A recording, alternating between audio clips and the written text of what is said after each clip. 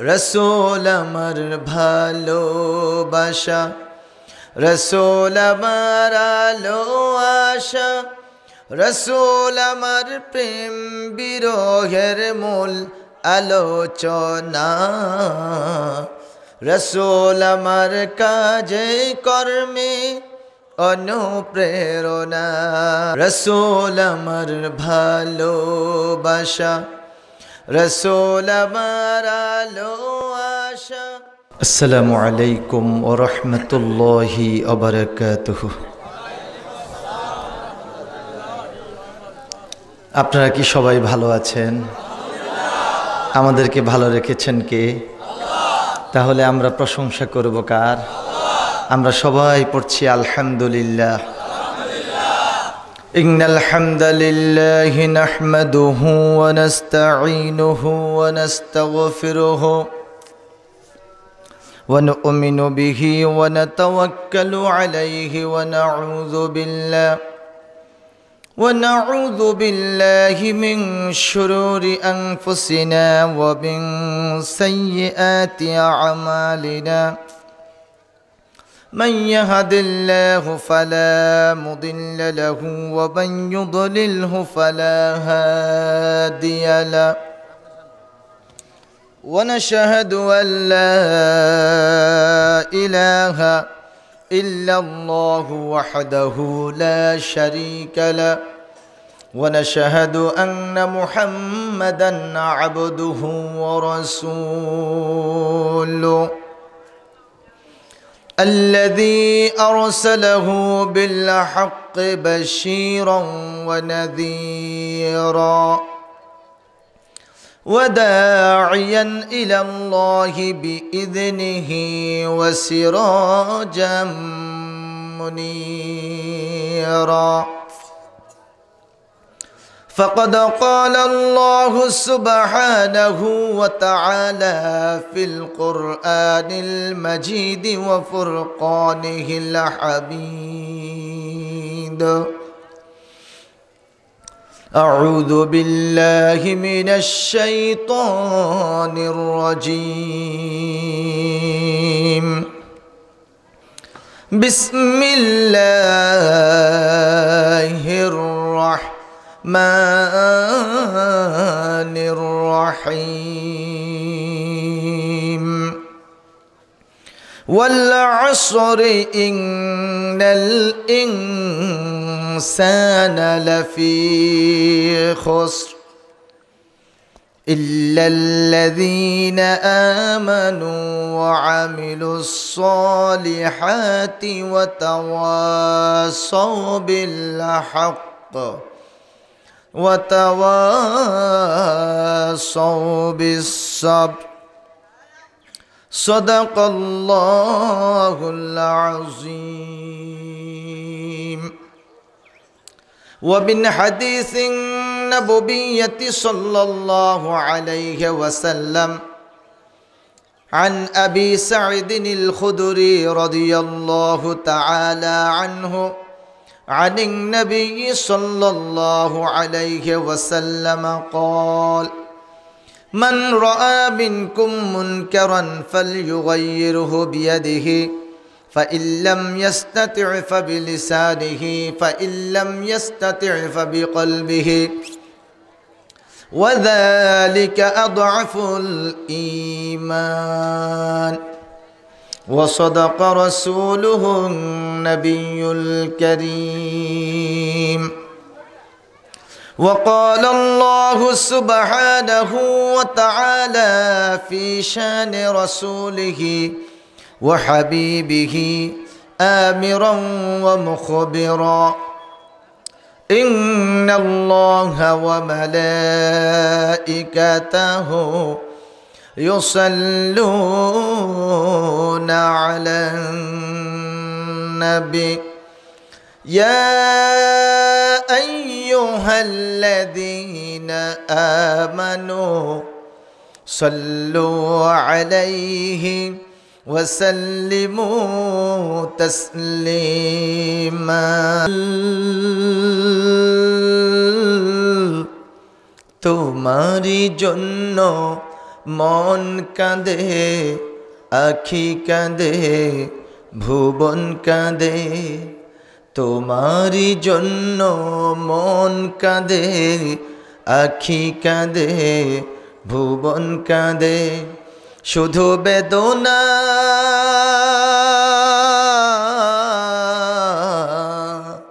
হৃদয়ে সে বাসা বাঁধে, তোমারি জন্য মন কাঁদে, আখি কাঁদে, ভুবন কাঁদে। যুব সমাজ এবং এলাকাবাসীর যৌথ উদ্যোগে আয়োজিত 2 দিন ব্যাপী ঐতিহাসিক তাফসিরুল কোরআন মাহফিল, এই বছর 13তম বার্ষিক তাফসিরুল কোরআন মাহফিল হতে যাচ্ছে।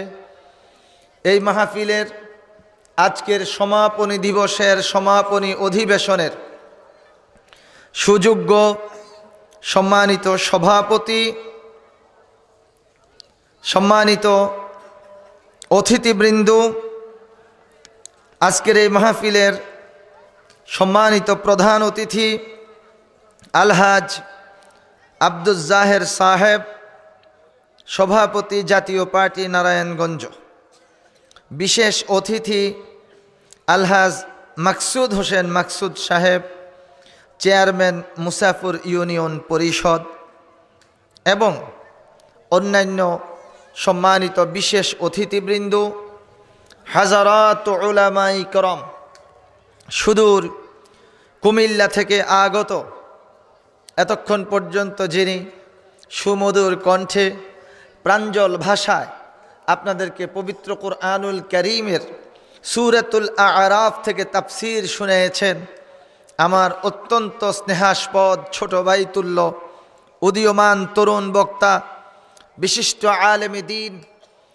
হযরতুল আল্লাম জনাব আলহাজ হযরত মাওলানা ইকবাল হোসেন সালেহী সাহেব, মুফাসসিরে কোরআন কুমিল্লা। আল্লাহ পাক তার হায়াতের মধ্যে বরকত দান করুন, হায়াতান তয়্যিবা দান করুন, আমরা সবাই বলি আমিন। হাজারাত উলামায়ে কেরাম, আমার পিতৃতুল্য শ্রদ্ধেয় মুরব্বিয়ানে ইজম, বয়সে বড় ভাইয়েরা, সমবয়সী বন্ধুগণ, একান্ত প্রিয় যুবকেরা, আমার স্নেহের তরুণ শিশু এবং কিশোরেরা, পর্দার আড়ালের সম্মানিতা শ্রদ্ধেয়া মা বোনেরা এবং আমার একান্ত স্নেহাস্পদ সন্তান তুল্য প্রিয় মেয়েরা, খুতবার আজকের আমরা এই 2 দিন ব্যাপী তাফসিরুল কোরআন মাহফিলে এসেছি। 2 দিন ব্যাপী তাফসিরুল কোরআন মাহফিলের সমাপনী অধিবেশনে এতক্ষণ পর্যন্ত আমরা যে বসে থাকতে পেরেছি, আসতে পেরেছি, কোরআনুল কারীম থেকে আলোচনা করার সুযোগ পেয়েছি, আলোচনা শোনার সুযোগ পেয়েছি, আমাদেরকে এই সুযোগটুকু দান করেছেন কে? আল্লাহ। আমরা সবাই বলি আল্লাহ। আমাদেরকে এই সুযোগটুকু দিয়েছেন কে? আল্লাহ। এই জন্য আমরা কি খুশি না বেজার? অল্প না বেশি? আমাদেরকে খুশি করেছেন আমাদের রব্বুল আলামিন আল্লাহ পাক, আল্লাহ সুবহানাহু ওয়া তাআলা, ঠিক কিনা বলুন? আমরা আমাদের আল্লাহকে খুশি করতে চাই, রাজি আছেন?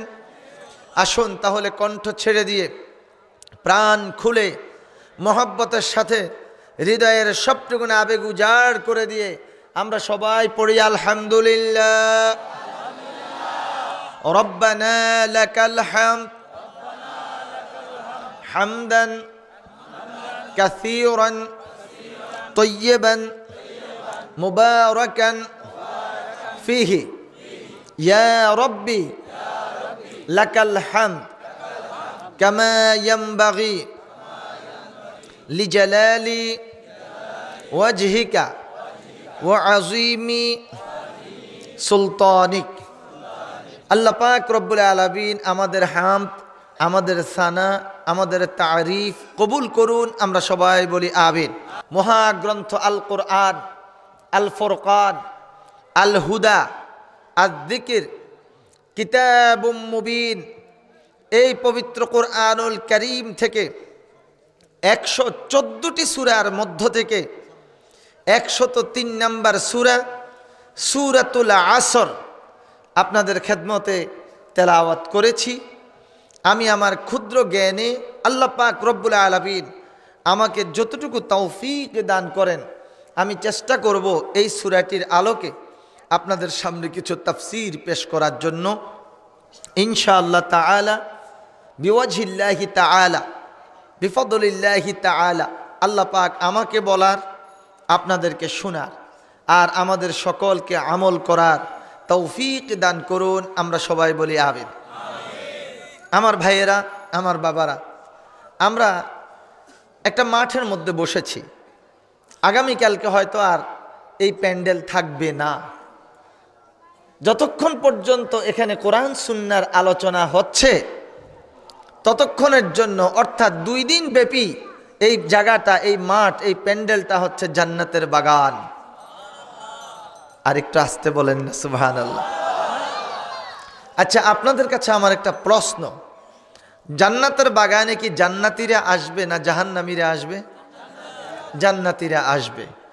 তো আমরা যেহেতু এই জান্নাতের বাগানে এসে বসে গেছি, রব্বুল আলামিনের কাছে এই মুনাজাতটুকু আমরা রাখতে চাই, এই ফরিয়াদটুকু রাখতে চাই, আল্লাহ তুমি আমাদেরকে দিয়ে জাহান্নামীদের কোনো কাজ আর কোনোদিন করাইও না। আদম আলাইহিস সালাম ছিলেন জান্নাতে, রব্বুল আলামিন তাকে নির্দেশ দিলেন তুমি জান্নাতে বসবাস করো তোমার স্ত্রীকে নিয়ে। কোরআনুল কারীমে এইভাবে এসেছে, ইয়া আদামু উসকুন আনতা ওয়া যাওজুকাল জান্নাতা ওয়া কুলা মিনহা রাগাদান হাইথু শি'তুমা ولا تقربا هذه الشجرة فتكونا من الظالمين। الله أكبر। আদমকে নির্দেশ দিলেন, আদম তুমি তোমার বিবি, তোমার স্ত্রী হাওয়াকে নিয়ে জান্নাতে বসবাস করো। ওয়াকুলা মিনহা রাগাদান, তোমরা সেখান থেকে তৃপ্তি সহকারে খাও, পান করো। ওয়ালা তাকরাবা হাযিহিশ শাজারা, কিন্তু সতর্ক করে দিলাম ওই গাছের নিকটবর্তী হবে না। আল্লাহ পাকের এই নির্দেশের আনুগত্য করতে পারলেন না, সেই গাছের নিকটবর্তী হয়ে গেলেন। এবার আল্লাহ পাক নির্দেশ দিয়ে দিলেন, কুলনা হাবিতু মিনহা জামিআ فإما يأتينكم مني هدى فمن تبع هداي فلا خوف عليهم ولا هم يحزنون। ও আদম, তুমি তোমার বিবিকে নিয়ে তোমরা সবাই জান্নাত থেকে বের হয়ে চলে যাও। জান্নাত থেকে বের হয়ে যাবে কোথায়? এই দুনিয়াতে। এই দুনিয়াতে তোমরা যাবে, তবে জেনে রেখো فإما يأتينكم مني هدى فمن تبع هدايا, তোমরা সেই দুনিয়াতে যাওয়ার পর আমার পক্ষ থেকে তোমাদের কাছে যদি কোনো দিক নির্দেশনা যায়, কোনো হেদায়েত যায়, যারা তার অনুসরণ করবে, ফালা খাউফুন আলাইহিম ওয়ালা হুম ইয়াহজানুন। ফালা খাউফুন আলাইহিম আই ফালা খাউফুন আলাইহিম ফিদ দুনিয়া, এই দুনিয়ার বুকে তাদের কোনো প্রকার ভয় থাকবে না। ওয়ালা হুম ইয়াহজানুন আই ওয়ালা হুম ইয়াহজানুন ফিল আখিরা, আখিরাতে গিয়ে তাদের কোনো প্রকার চিন্তা থাকবে না। সুবহানাল্লাহ। আমার বন্ধুগণ, হযরত আদম আলাইহিস সালাম, মা হাওয়া আলাইহিস সালাম দুনিয়াতে এসেছেন 300 বছর, মতান্তরে 360 বছর। দুইজন কান্নাকাটি করলেন। একজন অবতরণ করেছেন শ্রীলঙ্কা, যেটাকে শৃঙ্খল বলা হতো। শ্রীলঙ্কার রাজধানী কলম্বোতে তিনি অবতরণ করেছেন। আরেকজন মা হাওয়া আলাইহিস সালাম অবতরণ করেছেন লোহিত সাগরের পারে জিদ্দা। আমাদের মা এবং বাবা দুইজন 300 বছর, মতান্তরে 360 বছর অনেক কান্নাকাটি করার পর, অনেক দোয়া করার পর আরাফার ময়দানে ছোট্ট একখানা পাহাড় রয়েছে, যেই পাহাড়ের নাম হচ্ছে জাবালে রহমত। সেই জাবাল রহমত পাহাড়ের কাছে গিয়ে হযরত আদম আলাইহিস সালাম তুলহু 60 যিরাআন 60 গজ লম্বা ছিলেন। 60 গজ, প্রতি গজে হলো 2 হাত, 60 গজে 120 হাত লম্বা। হযরত আদম আলাইহিস সালাম মাথা উঠে দেখতে পেলেন একজন মহিলা গুনগুন গুনগুন করে কাঁদছে। তিনি ভাবলেন, এই দুনিয়ার বুকে আমার স্ত্রী ছাড়া তো অন্য কোনো মহিলা আমার মনে হয় আসতে পারে না। তিনি ছুটে চলে গেলেন, গিয়ে ভালো করে তাকিয়ে দেখলেন জান্নাত থেকে বের হওয়ার সময় যাকে হারালেন তারই বিবি আমাদের মা, সেই হযরত হাওয়া আলাইহিস সালাম। এবার বললেন, বিবি গো, এত বছর কান্নাকাটি করতে করতে আজকে তোমার সাথে মিলিত হয়ে গেলাম, সাক্ষাৎ হয়ে গেল। আসো দুইজনে মিলে রব্বুল আলামিনের কাছে দোয়া করি। ঠিক জাবালে রহমতের এখান থেকে একটা আওয়াজ হযরত আদম আলাইহিস সালামের কানের মধ্যে চলে আসলো। সেই আওয়াজটা হলো, আশহাদু আন্না মুহাম্মাদার রাসূলুল্লাহ। এই আওয়াজ যখন কানের মধ্যে আসলো, আদম আলাইহিস সালাম বললেন, আমি তো কাউকে দেখি না, কে এত সুন্দর করে আওয়াজ করলাম? আদম আলাইহিস সালামের সামনে তিনি এসে হাজির হয়ে গেলেন। বললেন, হে আদম, আমার পরিচয় হলো আমি হচ্ছে হযরত জিবরাইল আলাইহিস সালাম। তোমার জবান দিয়ে যে আওয়াজটুকু বের হলো, আশহাদু আন্না মুহাম্মাদার রাসূলুল্লাহ, সেই মুহাম্মাদুর রাসূলুল্লাহ তিনি কে? তখন বললেন, জান্নাত লা ইলাহা ইল্লাল্লাহু মুহাম্মাদুর রাসূলুল্লাহ দেখেছেন কিনা? বলে, হ্যাঁ দেখেছি।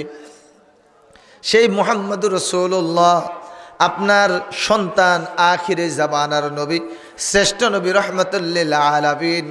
আমি তার নাম ঘোষণা করলাম, আমি সাক্ষ্য দিচ্ছি যে মুহাম্মদ সাল্লাল্লাহু আলাইহি ওয়াসাল্লাম আল্লাহর রাসূল। আদম আলাইহিস সালামের সব কথা মনে পড়ে গেল। এবার বিবিকে বললেন, বিবি তুমিও হাত উঠাও, আমিও হাত উঠাই। দোয়া করলেন, ওগো মাবুদ, রব্বানা যালামনা, সবাই আমার সাথে পড়ো, রব্বানা যালামনা আনফুসানা ওয়া ইল্লাম তাগফির লানা ওয়া তারহামনা লানাকুনান্না মিনাল খাসিরিন বিওয়াসিলাতি সাইয়্যিদুল মুরসালিন ওয়া খাতিমুন নাবিয়্যিন মুহাম্মাদুর রাসূলুল্লাহ সাল্লাল্লাহু আলাইহি ওয়াসাল্লাম। এবার রব্বুল আলামিনের পক্ষ থেকে রিপ্লাই আসলো, ও আদম, 360 বছর কান্নাকাটি করলাম, জান্নাত থেকে যেদিন বের করে দিয়েছিলাম সেদিন দুনিয়াতে আসার সাথে সাথে যদি বলতা, ওগো আল্লাহ, আখিরি জামানার নবী রাহমাতুল লিল আলামিন সাইয়্যিদুল মুরসালিন হুজুরে পাক সাল্লাল্লাহু আলাইহি ওয়াসাল্লামের উসিলা করে আপনার কাছে দোয়া করছি, রব্বুল আলামিন দয়া করে মেহেরবানি করে আমি যে একটা ভুল করেছিলাম আমাকে ক্ষমা করে দেন। ও আদম, সাথে সাথে আমি তোমাকে ক্ষমা করে দিতাম। বলুন সুবহানাল্লাহ। আমার ভাইয়েরা, আদম আলাইহিস সালাম বললেন, রব্বুল আলামিন আমাকে ক্ষমা করে দিলেন, আমার বিবিকে ক্ষমা করে দিলেন, এই পর্যন্তই কি শেষ? আল্লাহ পাক জানিয়ে দিলেন, আদম রে, চিন্তার কোনো কারণ নেই। এই জাবালে রহমত, এই যে এরিয়া, এই জায়গাটুকুর নাম দিয়ে দেয়া হলো আরাফা।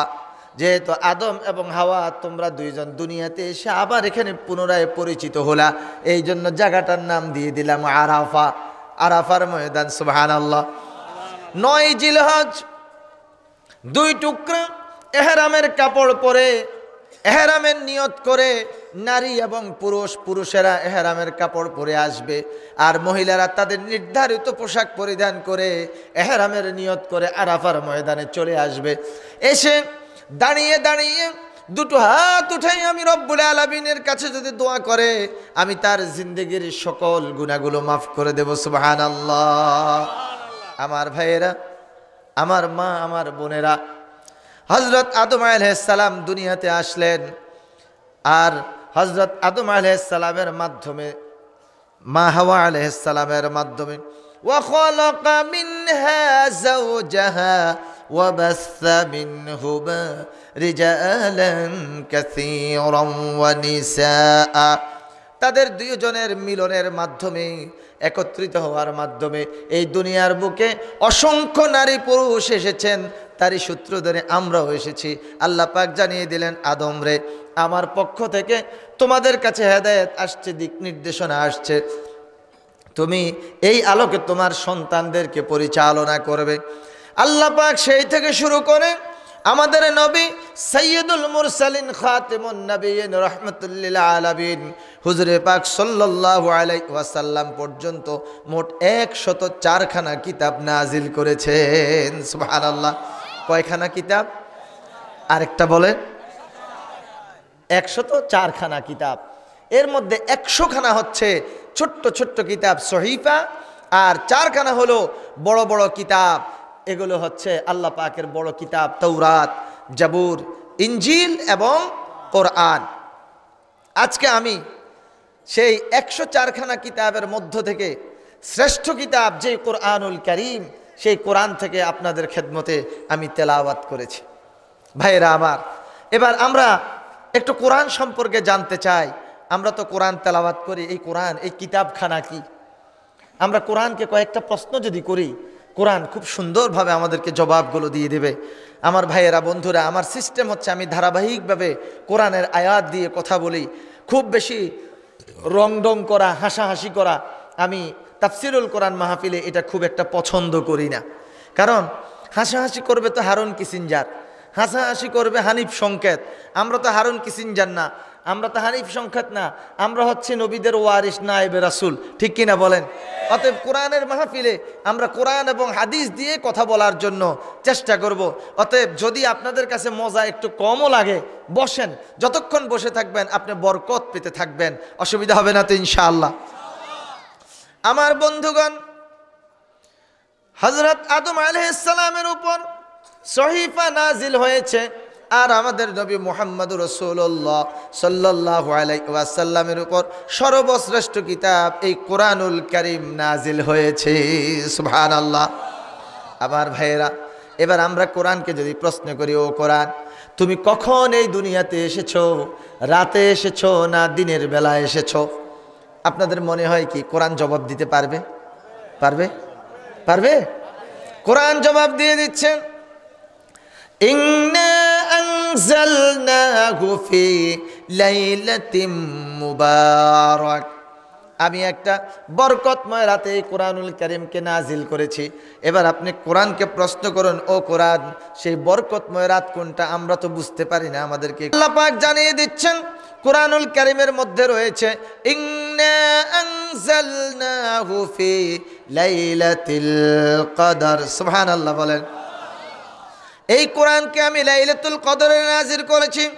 তাহলে বুঝা গেল কোরআনুল কারীমের সর্বপ্রথম যে ওহী দুনিয়াতে আসছে, সেই ওহীটা দিনে এসেছে না রাতে এসেছে? রাতে। লাইলা, রাত, রাতে এসেছে।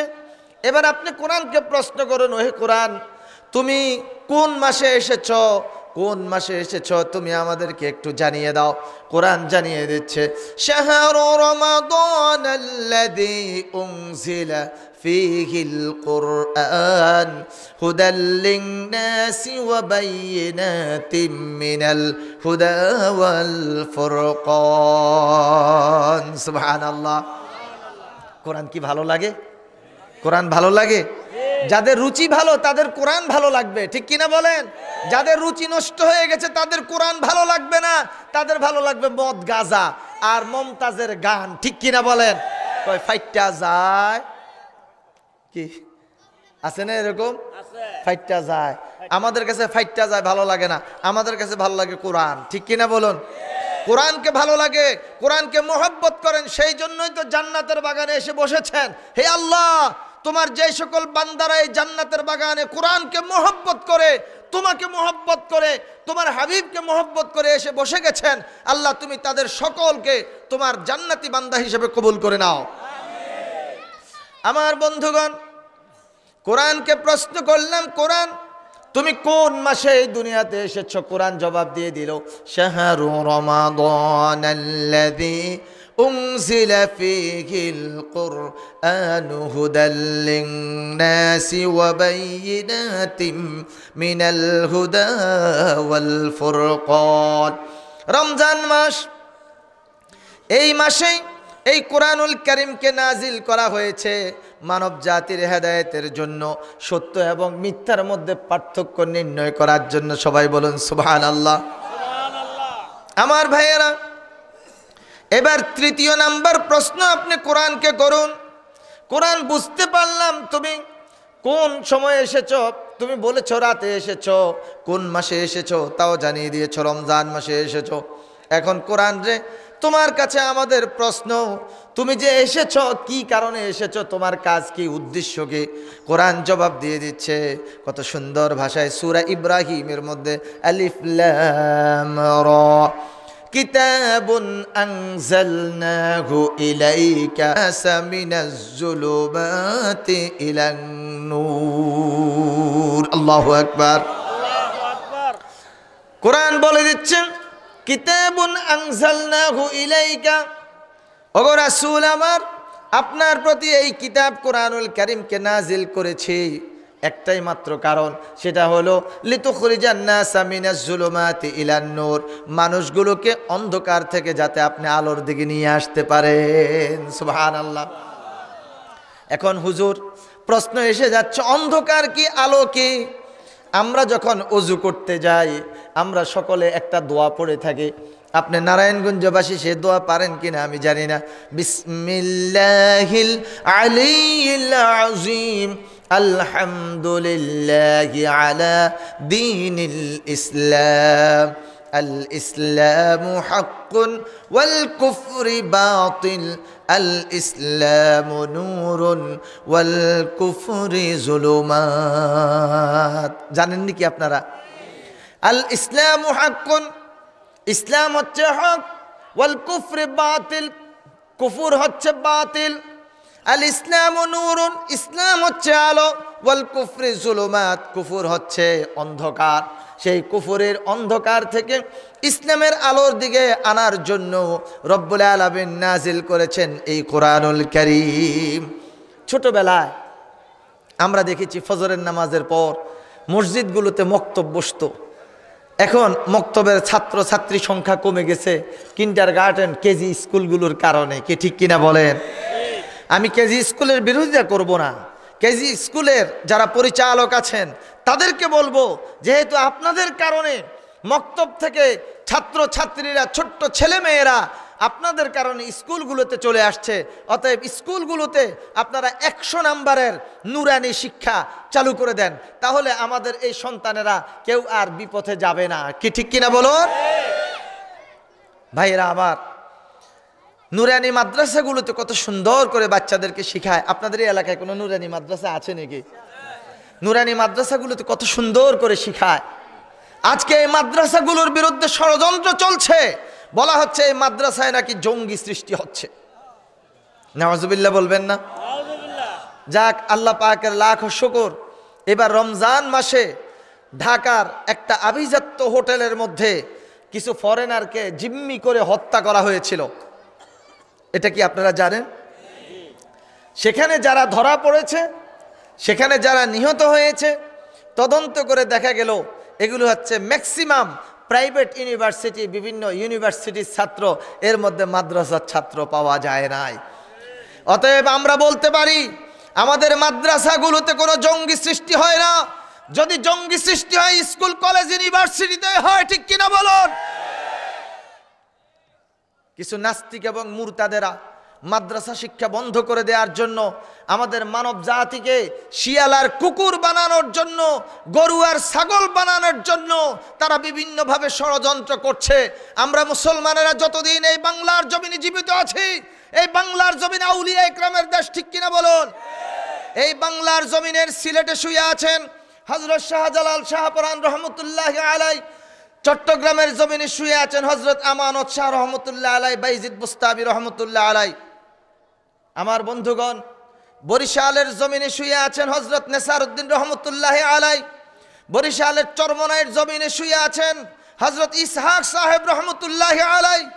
আমার ভাইয়েরা, খুলনার জমিনে শুয়ে আছেন হযরত খানজাহান আলী রহমতুল্লাহ আলাই, রংপুরের জমিনে শুয়ে আছেন হযরত শাহ মাকদুম রহমতুল্লাহ আলাই, শুয়ে আছেন রাজশাহীর জমিনে।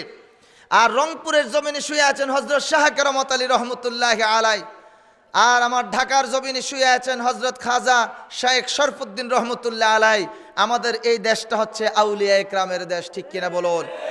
আমাদের এই আউলিয়া একরামের দেশের মধ্যে আমরা মুসলমানদের বুকে তাজা রক্ত থাকতে কোন মাদ্রাসা শিক্ষা প্রতিষ্ঠান, দ্বীনি শিক্ষা প্রতিষ্ঠানের বিরুদ্ধে কোন নাস্তিক, কোন মুরতাদ, কোন ষড়যন্ত্র করতে পারবে না ইনশাআল্লাহ, ঠিক কিনা বলুন? যদি কেউ ষড়যন্ত্র করে আমরা মুসলমানেরা সেই ষড়যন্ত্র মোকাবেলা করে মাদ্রাসা এবং মসজিদকে রক্ষা করার জন্য যদি প্রয়োজন হয় আমরা আমাদের নিজের জীবন দিতেও রাজি আছি, প্রস্তুত আছি। আপনারা কি আমার সাথে একমত? কারা কারা একমত দুটো হাত তুলে আমাদের রব্বুল আলামিনকে দেখায় দেন আল্লাহু আকবার।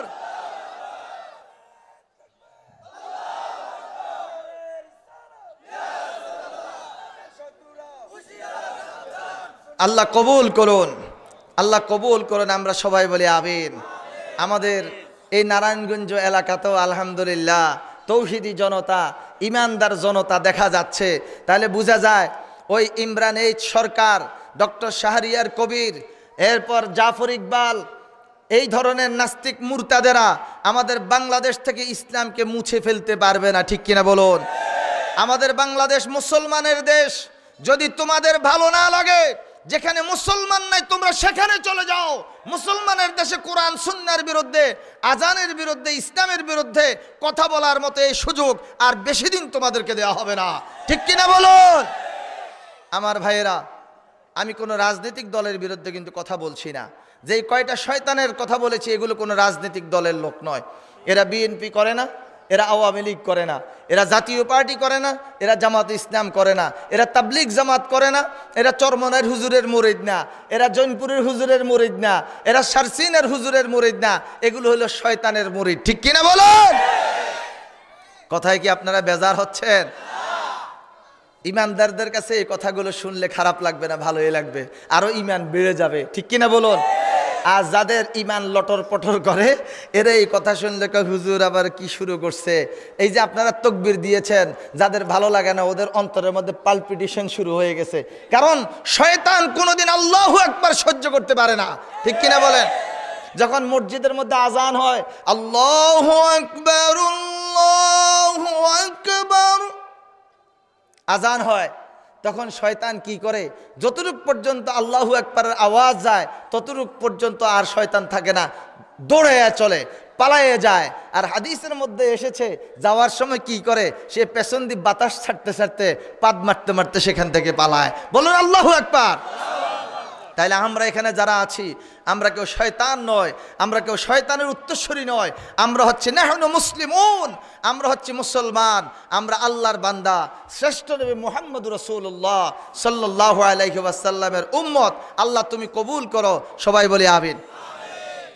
আমার বন্ধুগণ, কোরআনকে প্রশ্ন করছিলাম, মনে আছে আপনাদের? ও কোরআন, তুমি পৃথিবীর বুকে কেন এসেছো? কোরআন জবাব দিয়ে দিচ্ছে আলিফ লাম রা কিতাবুন আনজালনাহু ইলাইকা লিতুখরিজান নাসা মিনাজ যুলুমাতি ইলান নূর। ওগো আমার রাসূল, আমি এই কিতাব অর্থাৎ এই কোরআনুল কারীমকে নাজিল করেছি মানব জাতিকে অন্ধকার থেকে আলোর দিকে নিয়ে আসার জন্য, সেই কুফরের অন্ধকার থেকে ইসলামের আলোর দিকে নিয়ে আসার জন্য। ও কোরআন, বেশ ভালো কথা বুঝতে পেরেছি। এখন তোমাদের কাছে আমাদের চতুর্থ নাম্বার প্রশ্ন হলো, কোরআন তুমি যে এসেছো তোমার মধ্যে কোনো প্রকার সন্দেহ আছে কি না? আপনাদের কেমন মনে হয় কোরআনের মধ্যে কোনো সন্দেহ আছে?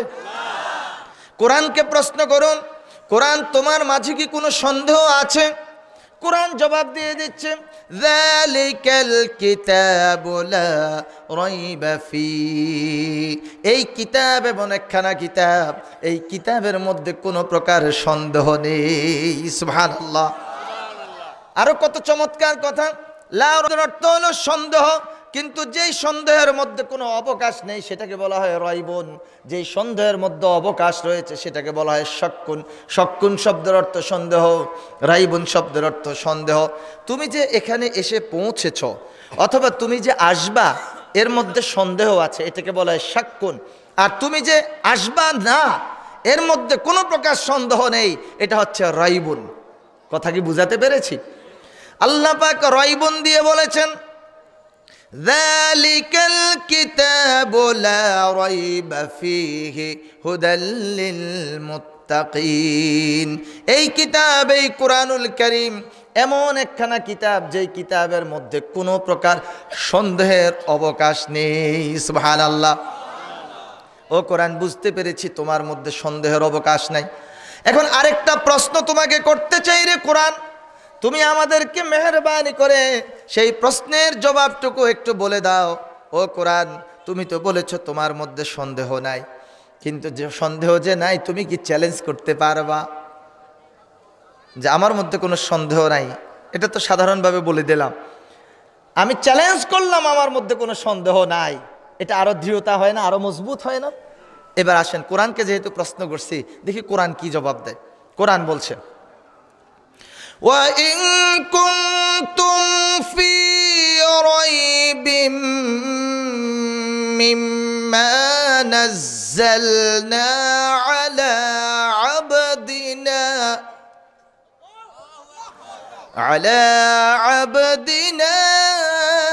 فأتوا بسورة من مثله وادعوا شهداءكم من دون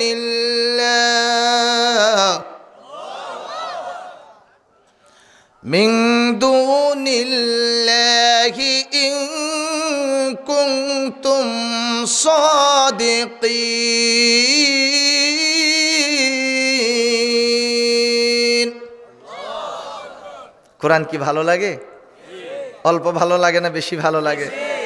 এই যে আপনারা আল্লাহু আকবার বলেছেন, আমি কিন্তু আপনাদের কাউকে বলিনি আল্লাহু আকবার বলার জন্য। আমার আল্লাহই বলেছেন, যারা ঈমানদার কোরআন তেলাওয়াত শুনলে তাদের ঈমানটা বেড়ে যায়। সেই ঈমানের কারণে আপনাদের জবান দিয়ে বের হয়ে গেছে আল্লাহু আকবার। হুজুর, আপনি বলছেন, দেখি কোরআনে কোথায় আছে, আসেন। ইন্নামাল মুমিনুনা আল্লাযীনা ইযা যুকিরাল্লাহু ওয়াজিলাত قلوبهم وإذا تليت عليهم آياته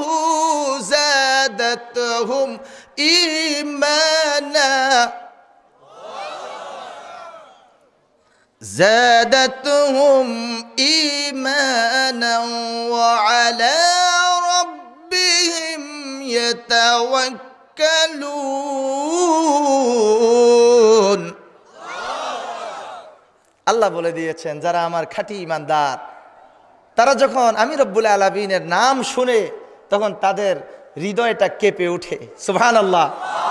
ওয়া ইযা তুলিয়াত আলাইহিম আয়াতুহু, যখন তাদের সামনে কোরআন তেলাওয়াত করা হয় তখন তাদের ঈমানটা বেড়ে যায়। সুবহানাল্লাহ। আমরা কোরআনকে প্রশ্ন করেছিলাম, কোরআন তুমি কি চ্যালেঞ্জ করতে পারবা? কোরআন চ্যালেঞ্জ করে দিয়েছে। আল্লাহ পাক বলেছেন, ওয়া ইন কুনতুম ফি রাইবিম মিম্মা নাযালনা আলা আবদিনা। আপনাদের কোনো কষ্ট হয়? আমি আমার বান্দা মুহাম্মদ সাল্লাল্লাহু আলাইহি ওয়াসাল্লামের প্রতি যে কিতাব নাজিল করেছি, এতে যদি তোমাদের কোনো প্রকার সন্দেহ হয়, সন্দেহ থাকে, ফাআতু বিসূরাতিম মিন মিসলিহি, তাহলে এই কোরআনের সূরার মতো একটা সূরা তোমরা বানাও, একটা সূরা তৈরি করো, একটা সূরা আনো।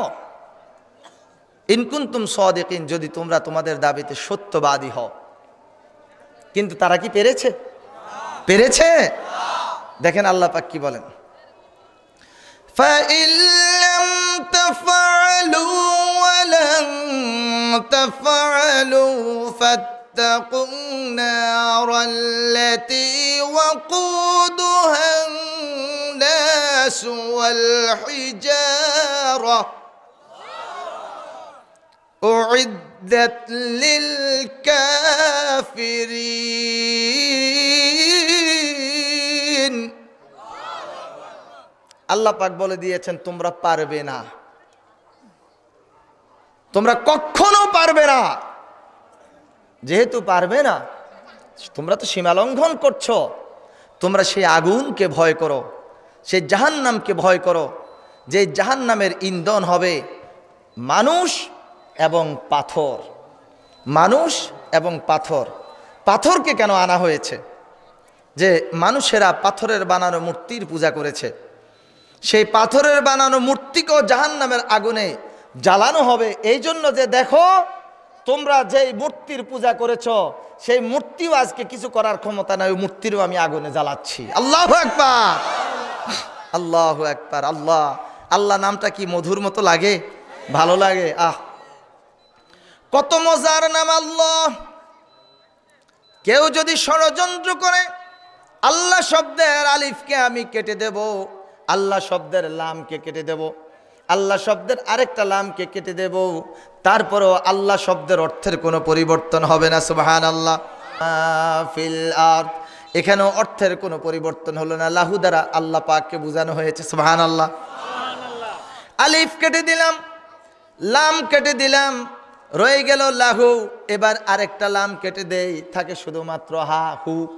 এবার আসেন, এতেও রব্বুল আলামিনের পরিচয় বহন করে, হু আল্লাহুল্লাযী লা ইলাহা ইল্লাহু। সুবহানাল্লাহ। ওই যে পাথরের বানানো প্রতিমা লাত, মানাত, উজ্জা, হুবল, আল্লাহ পাক বলেছেন আমি সেই প্রতিমাগুলোকেও জাহান্নামের মধ্যে পোড়াবো। আমরা বাংলা ভাষায় বলে থাকি ভগবান। এবার আসেন, ভগবানের ভ যদি বাদ দিয়ে দেই তাহলে থাকবে গবান। গবানের কোনো অর্থ নাই। এবার আপনি গ বাদ দেন, থাকবে বান। বান শব্দের অর্থ হইল বন্যা, বর্ষা। এরপর এটা বন্যা আর বর্ষা অর্থ হইল। এবার বয়াকার বা বাদ দিয়ে দেন, শুধু দন্তন্য ন, মানি না, নাই, কোনো কিছু নাই। ঠিক কিনা বলেন আমার বন্ধুগণ? তাহলে আমরা ইবাদত করব একমাত্র একজনের, তিনি কে? সেই রব্বুল আলামিন আমাদের হেদায়েতের জন্য কোরআনুল কারীম নাজিল করেছেন। আল্লাহ পাক কত সুন্দর ভাষায় বলে দিয়েছেন, ও আমার বান্দারা জেনে রাখো, তোমরা যারা কোরআনের প্রতি বিশ্বাস করো না, ওই কোরআনের সূরার মতো একটা সূরা তোমরা আনয়ন করো, তোমরা পারবে না, তোমরা কখনো পারবে না। যেহেতু তোমরা পারবে না, তোমরা সেই আগুনকে ভয় করো, যে আগুন, যে জাহান্নাম আমি সৃষ্টি করেছি কাফেরদের জন্য, এবং আমি সেই আগুন সৃষ্টি করেছি মানব জাতির জন্য, এবং আমি সেই আগুন সৃষ্টি করেছি তোমরা যেই প্রতিমার পূজা করো, সেই প্রতিমা পাথরের বানানো প্রতিমা, সেই পাথরগুলোর জন্য এই আগুনকে সৃষ্টি করেছি। আল্লাহু আকবার।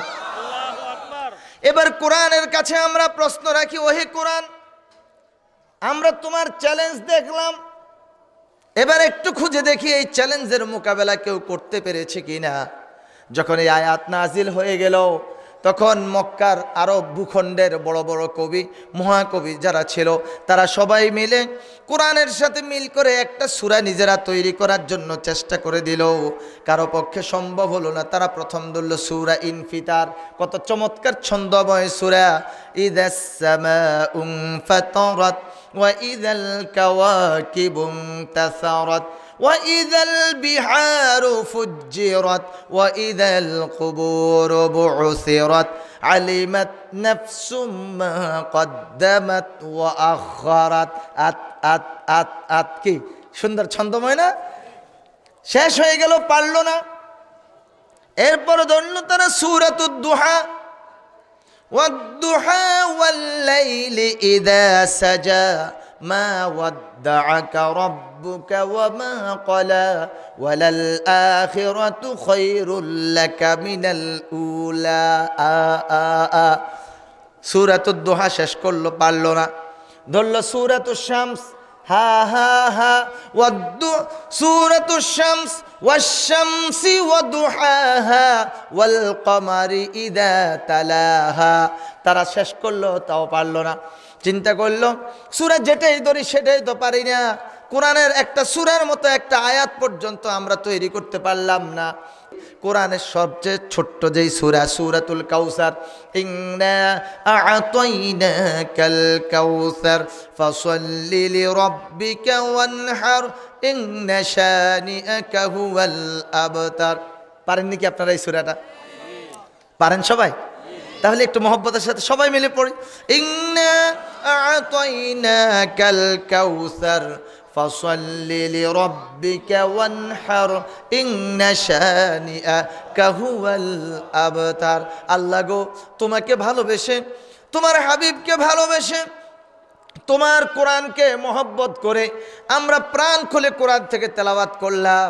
হাসরের ময়দানে কোনো কারণে যদি বিপদে পড়ে যায়, ও রব্বুল আলামিন যেই কোরআন থেকে তেলাওয়াত করছে, এই কোরআন আমাদের প্রত্যেকের জন্য নাজাতের উসিলা বানিয়ে দিও আল্লাহ।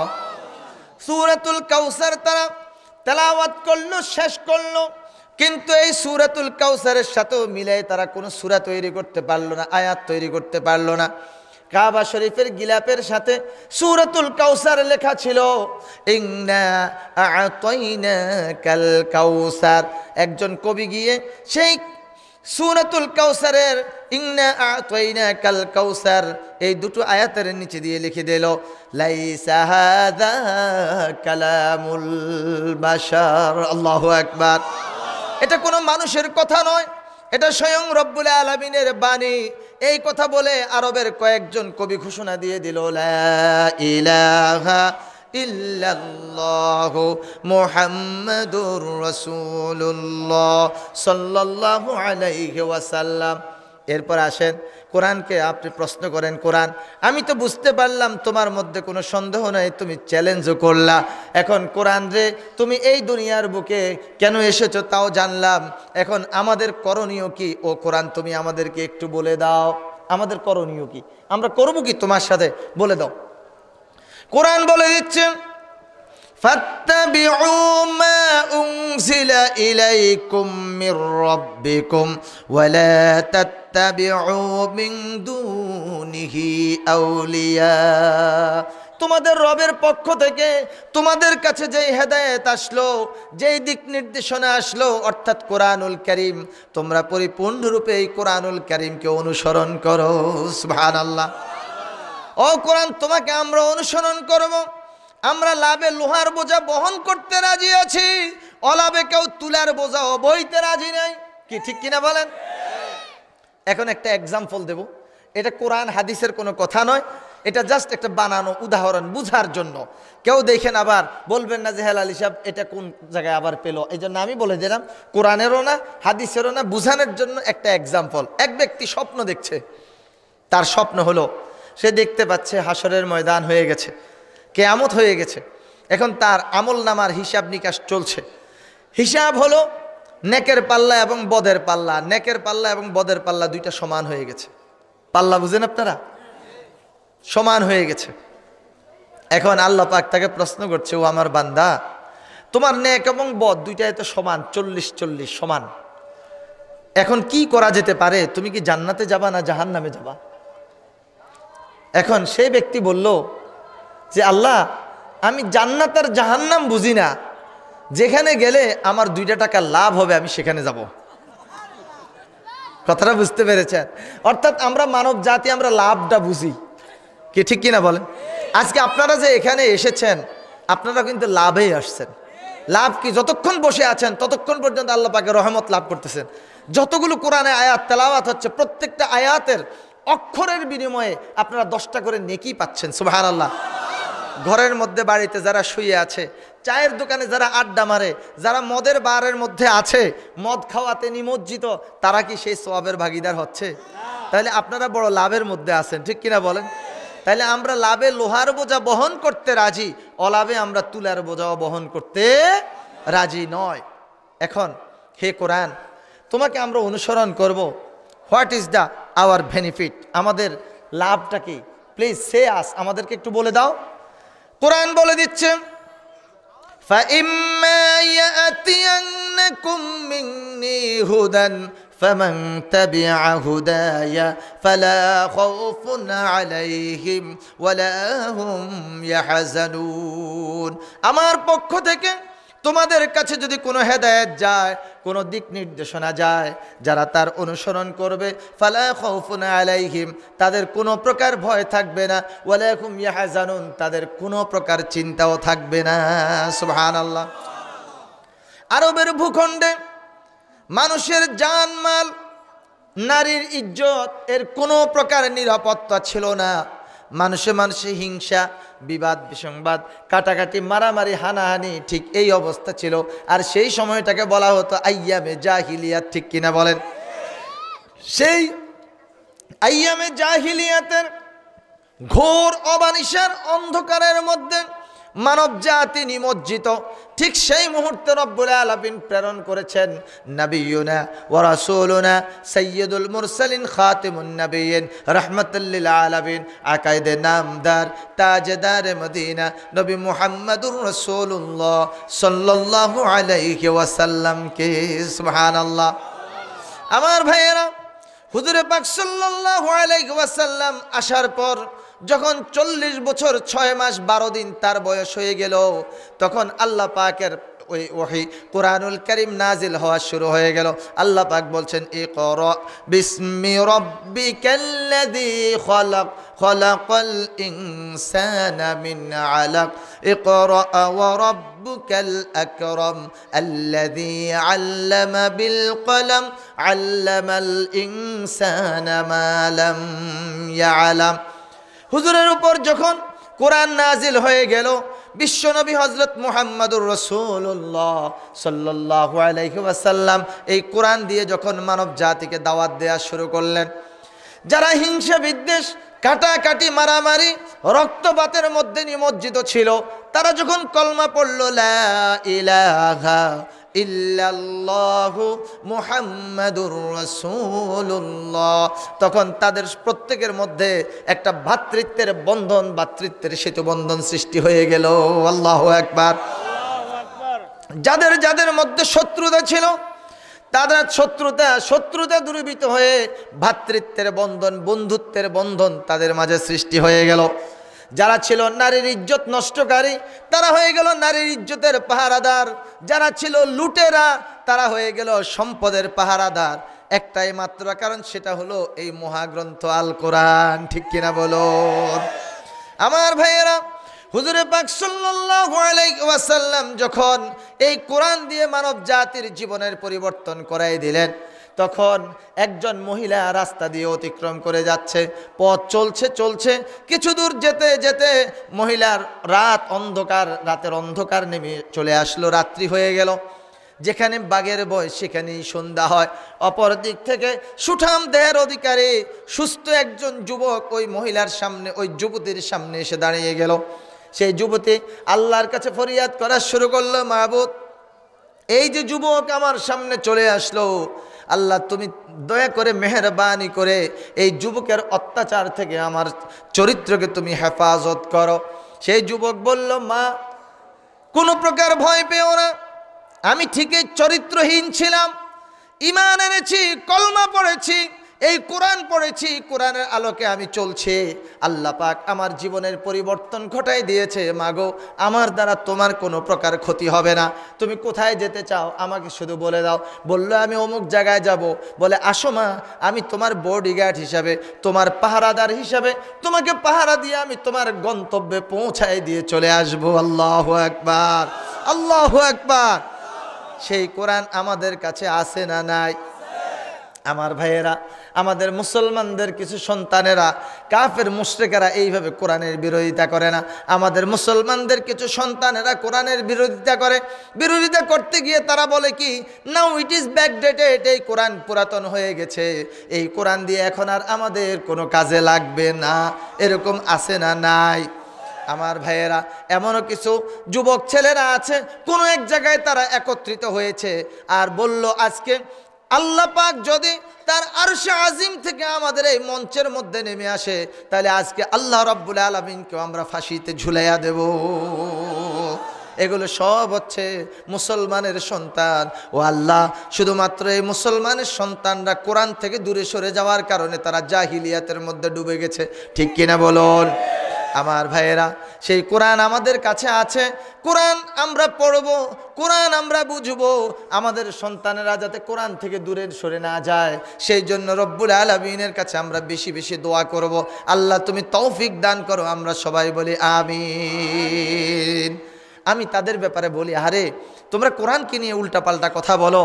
তখন বলি, আসলে তোমরা তো কোরআন সম্পর্কে জানো না, যদি জানতা তাহলে তোমরা এরকম বিরোধিতা করতা না। কি ঠিক কিনা বলেন? একটা ছোট্ট উদাহরণ দিলে আপনারা বুঝতে পারবেন। আমাদের দেশে একসময় কাবলিওয়ালারা আসতো, যুবকেরা, আপনারা বলতে পারবেন না, বয়স্ক একেবারে, যাদের বয়স মুরব্বী আপনি কি দেখেছেন কাবলিওয়ালা? দেখেছেন না? কাবলিওয়ালা তারা কাবুল থেকে আসতো, আফগানিস্তানের কাবুল থেকে। মাথায় পাগড়ি পেঁচানো ছিল, সুন্দর করে লম্বা মানুষ, আর তাদের পিঠে থাকতো গাঠুরি, সেই গাঠুরির মধ্যে থাকতো হালুয়া, তারা হালুয়া বিক্রি করত। তো কাবুল দেশে সব ফল পাওয়া যায়, কিন্তু একটা ফল পাওয়া যায় না, সেই ফলটার নাম হলো নারিকেল। সেই ফলটার নাম কি? আপনারা কি চিনেন? নারিকেল চিনেন? আপনাদের নারায়ণগঞ্জ ডিস্ট্রিক্টের রূপগঞ্জ এলাকাতে অনেক নারিকেল গাছ আছে, সেখানে ইসাপুরে একটা জায়গা প্রচুর নারিকেল হয়। তো নারিকেল এখন শীতকালীন ভাপা পিঠা, বিভিন্ন ধরনের যে শীতকালীন পিঠাগুলো বানানো হয়, নারিকেল ছাড়া এই পিঠাগুলোর মজা হয় না, কি ঠিক কিনা বলেন? তা আমরা নারিকেল চিনি, নারিকেলের মজা সম্পর্কেও আমরা জানি, এটা গোস্তের মধ্যেও চলে, শুটকির মধ্যেও চলে, কি ঠিক কিনা বলেন? আমার বন্ধুগণ, ওই কাবুলের ভদ্রলোক কাবলিওয়ালা দেখতে পেলেন একজন যুবক নারিকেল গাছ থেকে নেমে আসছে। বলল, হে যুবক, কোনো ঢাল নেই, কোনো পালা নেই, তুমি এত কষ্ট করে এই গাছটার মধ্যে কেন উঠেছ? বলে যে এটা তো একটা ফল গাছ, যে দেখেন মাথার মধ্যে নারিকেল ধরে আছে, আমি নিচে পারছি, এই দেখেন। এগুলো কি ফল নাকি? এগুলো তো লাকড়ির টুকরা। নারিকেল যদি শুকিয়ে যায় তাহলে এই নারিকেল অনেকটাই শুকনা লাকড়ির মতো দেখা যায়, ঠিক কিনা বলেন? কোথাও বলে শুকনা নারিকেল, কোথাও বলে পাকা নারিকেল, কোথাও বলে ঝুনা নারিকেল। আপনারা কি বলেন? ঝুনা নারিকেল? আচ্ছা আচ্ছা, সবই বুঝছেন তো? আচ্ছা, তো বলে যে, হে যুবক, আমার কাছে তুমি কি একটা নারিকেল বিক্রি করবা? বলে, হ্যাঁ বিক্রি করব। যেহেতু আপনি চিনেন না, তো দাম কত? অন্যের কাছে বিক্রি করি 1 টাকা। যেহেতু আপনি চিনেন না, আপনার কাছে এটা বিক্রি করব আমি 50 পয়সা, 8 আনা। ঠিক আছে, দাও আমাকে একটা নারিকেল দাও। 50 পয়সা সে দিল। দেওয়ার পর আপেল, নাশপাতি, পেয়ারা যেইভাবে কামড়ায় কামড়ায় খায়, এখন এই কাবলিওয়ালা নারিকেল হাতের মধ্যে নিয়ে এই শুকনা নারিকেল কামড় দেওয়া শুরু করছে। বলেন তো, শুকনা নারিকেল এইভাবে কামড়ায় কি খাওয়া যায়? সম্ভব? সম্ভব নয়। এখন কিছুক্ষণ পর, কি রে, এত কামড়ালাম, কিন্তু কোনো মজা তো পাচ্ছি না, কোনো টেস্ট তো পাচ্ছি না। এখন ঠোঁটও জ্বলতেছে। নারকেল দেখে যে আহারে, নারকেলের গায়ের মধ্যে রক্ত, ঠোঁট ডলা দিয়ে দেখে যে ঠোঁটটা ফেটে গেছে, দাঁত আর ঠোঁটে আর নারকেলের মধ্যে ডলা লেগে এখান দিয়ে দাঁত ঠোঁটটা গেল ফেটে। খুব আফসোস করলো। এবার বলতেছে, বাংলাদেশ মে আয়া সব ফল খায়া, লেকিন ইয়ে ফল नहीं है, ফল কা জাত भी नहीं है। বাংলাদেশে আসলাম, সব ফল খেলাম, কিন্তু এই নারিকেল এটা কোনো ফলও না, এটা ফলের জাতও না। এটা বলে নারিকেলটাকে সে ফেলে দিল। একজন বয়স্ক লোক দেখলেন যে আহারে, সে তো নারিকেল খাওয়ার পদ্ধতি জানে না, এই জন্যই না নারিকেলটাকে গালাগালি করতেছে। হে ভাই, তুমি একটু বসো, আমি একটু আসতেছি। তাড়াতাড়ি বাড়ি থেকে দা নিয়ে আসলো। এখন কাবলিওয়ালা ওই বয়স্ক লোকের হাতে দা দেখে এখন মনে করছে দা দিয়ে মনে হয় আমারে কোনো সিস্টেম করবে। বলে, তুমি ভয় পেও না, বসো। যাক, অভয় দিল, বসলো।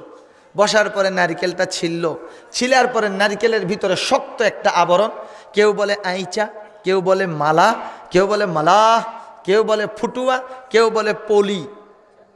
আপনারা কি বলেন? আইচা। তাহলে একটা কমন পড়ছে, নারকেলের আইচা। দা দিয়ে আপনি এটাকে ফাটান, আইচা থেকে কি বের হয়ে আসবে? পানি বের হয়ে আসবে।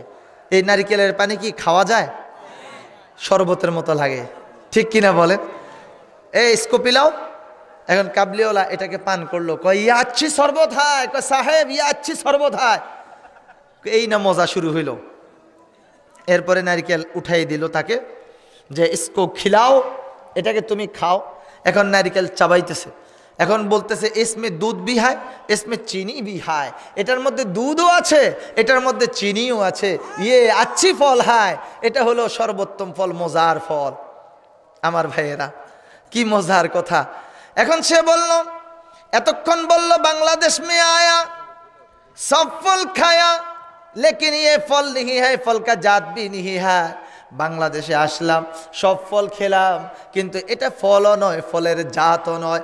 এখন যখন সুন্দর করে সিস্টেম করে কাবলিওয়ালারে খাওয়াই দিল, প্রথম বলল ইয়ে আচ্ছি শরবত হয়, इसमें दूध भी है, इसमें চিনি भी है।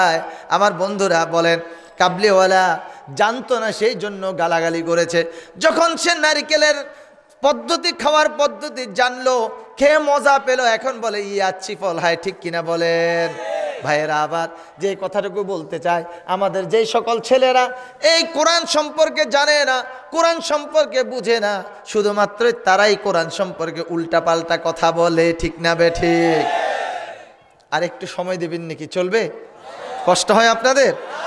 আমার ভাইয়েরা, আল্লাহ রাব্বুল আলামিন বলছেন এই কোরআনের মধ্যে কোনো সন্দেহ নেই, কোরআনকে তোমরা পরিপূর্ণরূপে অনুসরণ করো। কোরআনকে যদি অনুসরণ করা লাভ হবে, দুনিয়াতে কোনো প্রকার ভয় থাকবে না, আখিরাতে গিয়ে কোনো প্রকার চিন্তা থাকবে না। সুবহানাল্লাহ। এরপর আসেন, ও কোরআন, তোমার কাছে তো আরো প্রশ্ন রয়ে গেছে। কোরআন, তোমার বাড়ি কোথায়? তুমি আমাদেরকে একটু বলে দাও। কোরআন তার বাড়ির কথা জানিয়ে দিল, বাল হুয়া কুরআনুম মাজিদুন ফি লাউহিম মাহফুজ। বরং এই কোরআন এমন একখানা কোরআন, এমন একখানা কিতাব, কোরআন বলে দিচ্ছে এই আমি কোরআনের বাড়ি হলো লাউহে মাহফুজে। সুবহানাল্লাহ। ভাইরা আমার, আসুন এরপর কোরআনকে আর একটা প্রশ্ন করব। কোরআন, ও কোরআন, তুমি তো দুনিয়ার বুকে এসেছো, তোমার মধ্যে কি কেউ কোনো প্রকার পরিবর্তন করতে পারবে? কোরআন জবাব দিয়ে দিচ্ছে, ইন্না নাহনু নাযালনা যিকরা ওয়া ইন্না লাহু লাহাফিজুন। আল্লাহ পাক বলেন, এই কোরআন আমি নাজিল করেছি, এই কোরআন আমি হেফাজত করব, এই কোরআন সংরক্ষণের দায়িত্ব স্বয়ং আমি রব্বুল আলামিনের কুদরতি হাতে। সুবহানাল্লাহ। ইন্নাল ইনসানা লাফি খুসর ইল্লাল্লাযীনা আমানু ওয়া আমিলুস সলিহাতি ওয়া তাওয়াসাউ বিল হাক্কি ওয়া তাওয়াসাউ বিস সাবর। সুবহানাল্লাহ বলেন। আমার ভাইয়েরা, যারা এই কোরআনুল কারীম তেলাওয়াত করবে, আল্লাহ পাক রব্বুল আলামিন জানিয়ে দিয়েছেন, ও আমার বান্দারা, তোমরা যখন কোরআনুল কারীম তেলাওয়াত করবে, সূরা নাহাল 16 নম্বর সূরা, তার 98 নম্বর আয়াতে আল্লাহ পাক বলে দিয়েছেন, ফাইদা ক্বরাআতাল কুরআনা ফাস্তাইয বিল্লাহি মিনাশ শাইতানির রাজীম। জানেন নাকি আপনারা? আল্লাহ বলেছেন, তোমরা যখন কোরআন তেলাওয়াত করবে, তখন তেলাওয়াতের আগে শয়তানের ব্যাপারে আমি রব্বুল আলামিনের কাছে আশ্রয় চেয়ে নাও। অন্য কোনো বই পুস্তক পড়েন, এর আগে আল্লাহ পাক আউযু বিল্লাহ পড়ার জন্য নির্দেশ দেন নাই। আপনি কোরআন তেলাওয়াত করবেন, কোরআন তেলাওয়াতের আগে আপনাকে আউযু বিল্লাহি মিনাশ শাইতানির রাজিম পড়তে হবে। এটা বাধ্যতামূলক, এটা আপনার উপর ওয়াজিব। এখন প্রশ্ন আসতে পারে, হুজুর, আমরা যখন কোরআন তেলাওয়াত করব, কোরআন তেলাওয়াতের আগে আউযু বিল্লাহি মিনাশ শাইতানির রাজিম, বিতাড়িত শয়তানের ওয়াসওয়াসা থেকে আল্লাহর কাছে কেন পানা চাওয়ার কথা বলা হয়েছে? জবাব হলো এটা, আপনি অন্য কোনো বই পুস্তক যদি পড়েন, তাহলে শয়তান ভয় পায় না, শয়তান চিন্তা করে পড়তেছে পড়ক। কিন্তু কোরআন যদি তেলাওয়াত করেন, কোরআন যদি আপনি পড়েন, তাহলে আপনি তো বিজয়ী হয়ে যাবেন, আপনি তো জান্নাতি হয়ে যাবেন। সেই জন্য শয়তান এসে আপনার ভিতরে বেশি ওয়াসওয়াসা দেয়া শুরু করবে, ঠিক কিনা বলুন? শয়তান যাতে ওয়াসওয়াসা দিতে না পারে, কোরআন থেকে আপনাকে দূরে সরাই দিতে না পারে, সেই জন্য রব্বুল আলামিন বলে দিয়েছেন, ফাইদা ক্বরাআতাল কুরআনা ফাস্তাইয বিল্লাহি মিনাশ শাইতানির রাজীম। আমরা তাইলে পড়ব কি কোরআন তেলাওয়াতের শুরুতে? সবাই পড়ি, আউযু বিল্লাহি মিনাশ শাইতানির রাজীম, 1 নাম্বার। এবার আসেন দ্বিতীয় নাম্বারে আমরা পড়ব বিসমিল্লাহির রহমানির রহিম। মুসলিম শরীফের হাদিস, হযরত আব্দুল্লাহ ইবনে মাসউদ রাদিয়াল্লাহু তাআলা আনহু বর্ণনা করেন, রাসূল করিম সাল্লাল্লাহু আলাইহি ওয়াসাল্লাম বলেছেন, তোমরা যদি কেউ জাহান্নামের পাহারাদার যে 19 জন ফেরেশতা আছে, আলাইহা 19, জাহান্নামের পাহারাদার ফেরেশতার সংখ্যা হলো 19 জন। সেই 19 জন ফেরেশতার হাত থেকে, নজর থেকে নিজেকে যদি বাঁচাতে চাও, তোমরা বেশি বেশি করে পড়ো বিসমিল্লাহির রহমানির রহিম। জাহান্নামের পাহারাদার ফেরেশতার সংখ্যা হলো 19। বিসমিল্লাহির রহমানির রহিমের মধ্যে হরফ সংখ্যা হলো 19। সুবহানাল্লাহ বলেন। হুজুর সাল্লাল্লাহু আলাইহি ওয়াসাল্লাম বলেছেন, বিসমিল্লাহির রহমানির রহিমের 19টা হরফ, এক একটা হরফ এক একজন ফেরেশতার সামনে গিয়ে ঢাল হিসেবে দাঁড়িয়ে যাবে। ওই জাহান্নামের ফেরেশতাদের সামনে দিয়ে তোমরা হেঁটে হেঁটে জান্নাতে চলে যাবে, জাহান্নামের ফেরেশতারা টেরও পাবে না। সুবহানাল্লাহ। আমার ভাইয়েরা, যে কথাটুকু বলতে চাই, তাহলে আমরা প্রত্যেকেই প্রত্যেকটা কাজের শুরুতে পড়ব বিসমিল্লাহির রহমানির রহিম। দেখি আপনারা বন্দরবাসী, এটা কি তিনগাঁওবাসী কত দ্রুত একটা অঙ্ক করতে পারেন আমি দেখব। 19 আর 5 কত হয়? 24। রাসূল করিম সাল্লাল্লাহু আলাইহি ওয়াসাল্লাম বলেছেন, যেই ব্যক্তি দৈনিক 19 বার পড়বে বিসমিল্লাহির রহমানির রহিম, কতবার? আর 5 ওয়াক্ত নামাজ ঠিকমতো আদায় করবে, 19 আর 5 কত হইল? 24টি ঘন্টা সে নফল ইবাদত করলে যে সওয়াব, আল্লাহ পাক তাদের আমলনামার মধ্যে সেই সওয়াব দিয়ে দিবেন। আমার বন্ধুগণ, অনেক জায়গায় দেখা যায় যুব সমাজ কোরআনের মাহফিলের আয়োজন করে, সেই যুব সমাজে নামাজ পড়ে না, আছে না নাই? আজকে ভাইয়েরা, বাবারা, আমি সকলকে বলবো বিসমিল্লাহির রহমানির রহিমের আমল ঠিকমতো করবেন, আর প্রত্যেকে 5 ওয়াক্ত সালাত ঠিকমতো আদায় করবেন। রাজি আছেন? এখানে যে যুবকেরা আছেন সবাই রাজি আছেন? সবাই রাজি আছেন ইনশাআল্লাহ? দৈনিক আমরা 5 ওয়াক্ত সালাত আদায় করব। রাজি নাই কে? হাত উঠান। রাজি নাই? আমি বুঝেছি আবেগের ঠেলায় আসলে রাজি। বন্ধুগণ, রাজি নাই কে? এই জন্য আবেগের ঠেলায় না বুঝে হাত উঠাই ফেলছেন 3 জন মাত্র। ওনারা বুঝতে পারেন না আসলে ওনারা 5 ওয়াক্ত সালাত ঠিকমতো আদায় করবেন।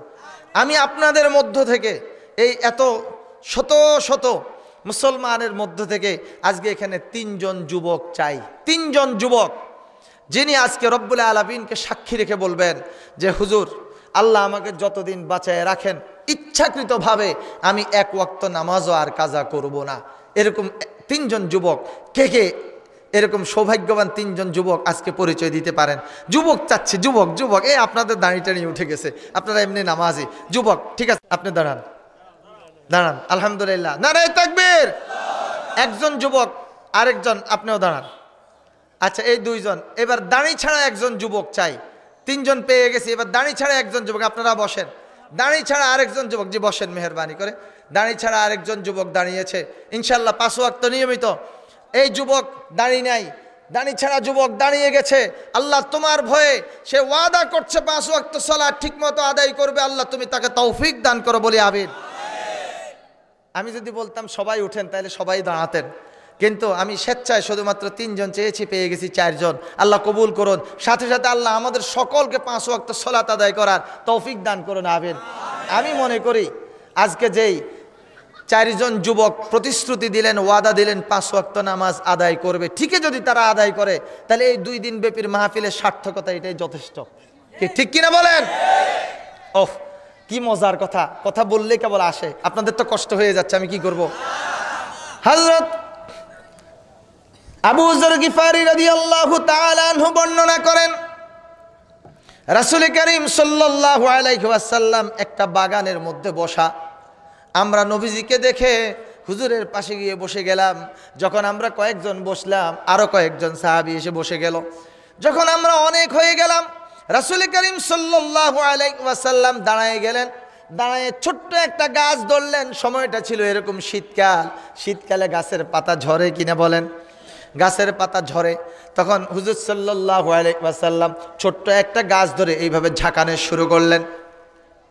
এখন সাহাবা একরাম বললেন, ইয়া রাসূলুল্লাহ, এরকম গাছ ধরে ধরে ঝাঁকায়, এটা তো ছোট বাচ্চাদের কাজ, এটা তো ছেলেমেয়ে। আপনি আল্লাহ রাসূল, আপনি এইভাবে গাছ ঝাঁকাচ্ছেন, বিষয়টা তো বুঝতে পারলাম না। এখন হুজুর প্রশ্ন করছে, আমি যে গাছ ঝাঁকালাম, ঝাঁকানোর কারণে কি হয়েছে? বললে, গাছ ঝাঁকানোর কারণে গাছের পাতাগুলো ঝরে গেছে। সাহাবা একরাম বললেন, হুজুর সাল্লাল্লাহু আলাইহি ওয়াসাল্লামের ইরশাদ করেন, তোমরা যখন নামাজের নিয়ত করো, তাকবীরে তাহরিমা বাদ আল্লাহু আকবার, নামাজ শুরু করে দিলা, আসসালামু আলাইকুম রহমতুল্লাহ, আসসালামু আলাইকুম রহমতুল্লাহ, সালাম ফিরানো পর্যন্ত যতক্ষণ তুমি নামাজের মধ্যে রইলা, এই গাছের পাতাগুলো যেভাবে ঝরে গেছে, তোমার আমল নামা থেকে সেইভাবে তোমার গুনাহগুলো ঝরে যাচ্ছে। সুবহানাল্লাহ, সুবহানাল্লাহ। قال رسول الله صلى الله عليه وسلم أرأيتم لو أن نهرا بباب أحدكم يغتسل فيه كل يوم 5 مرات هل يبقى من درنه شيء قالوا لا يبقى من درنه شيء قال رسول الله صلى الله عليه وسلم هذا مثل الصلاة الخمس يمحو الله بهن الخطايا سبحان الله আমার বন্ধুগণ হুজুর পাক সাল্লাল্লাহু আলাইহি ওয়াসাল্লাম প্রশ্ন করলেন তোমাদের কারো বাড়ির সামনে যদি একটা নদী থাকে কি থাকে একটা নদী থাকে আর সেই নদীর মধ্যে যদি তুমি দৈনিক 5 বার গোসল করো তোমার শরীরের মধ্যে কি কোনো প্রকার ময়লা আবর্জনা থাকবে সাহাবাগণ বললেন ইয়া রাসূলুল্লাহ থাকবে না হুজুর সাল্লাল্লাহু আলাইহি ওয়াসাল্লাম বললেন হাযা মাসালুস সালাতিল খামস এটা হলো 5 ওয়াক্ত নামাজের উদাহরণ যে ব্যক্তি 5 ওয়াক্ত নামাজ ঠিকমতো আদায় করবে তার আমলনামার মধ্যে কোনো প্রকার গুনাহ থাকবে না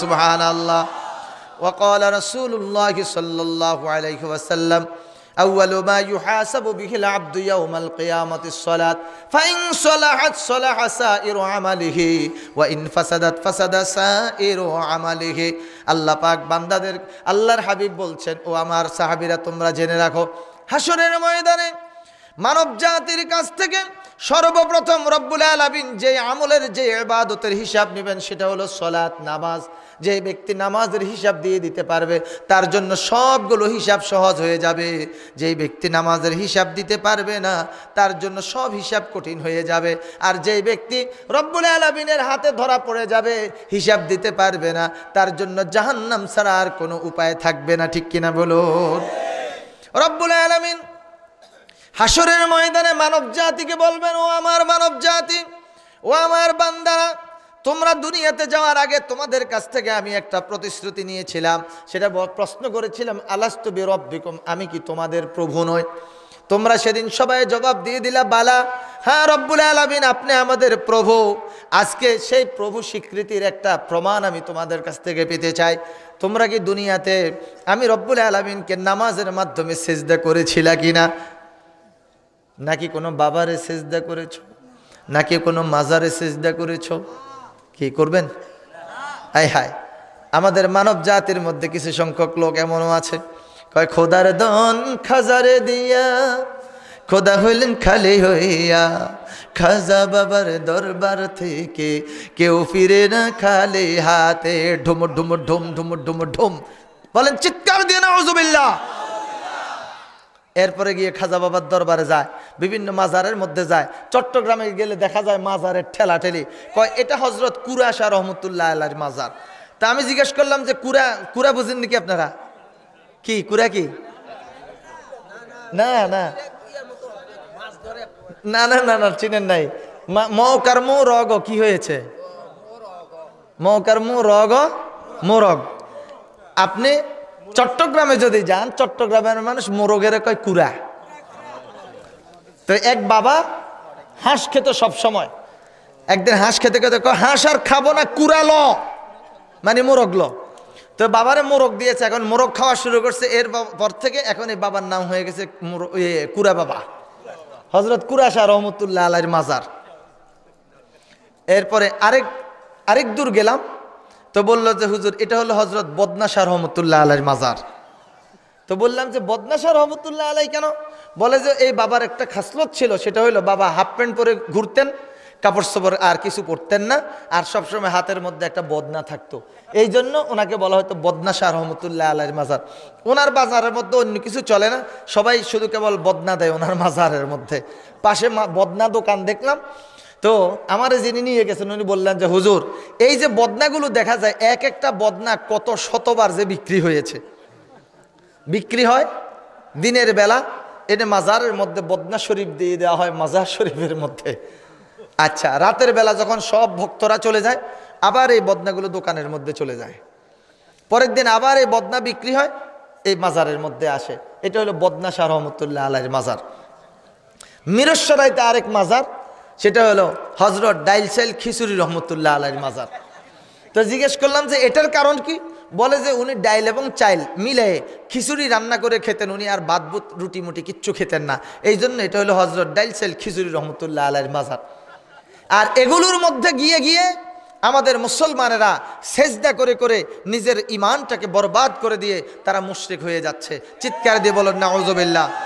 আমরা যা কিছু চাওয়ার আছে চাইবো কার কাছে? আল্লাহ ছাড়া অন্য কারো কাছে কোনো কিছু কি চাওয়া যাবে? কোন মাজারে সেজদা দেয়া যাবে?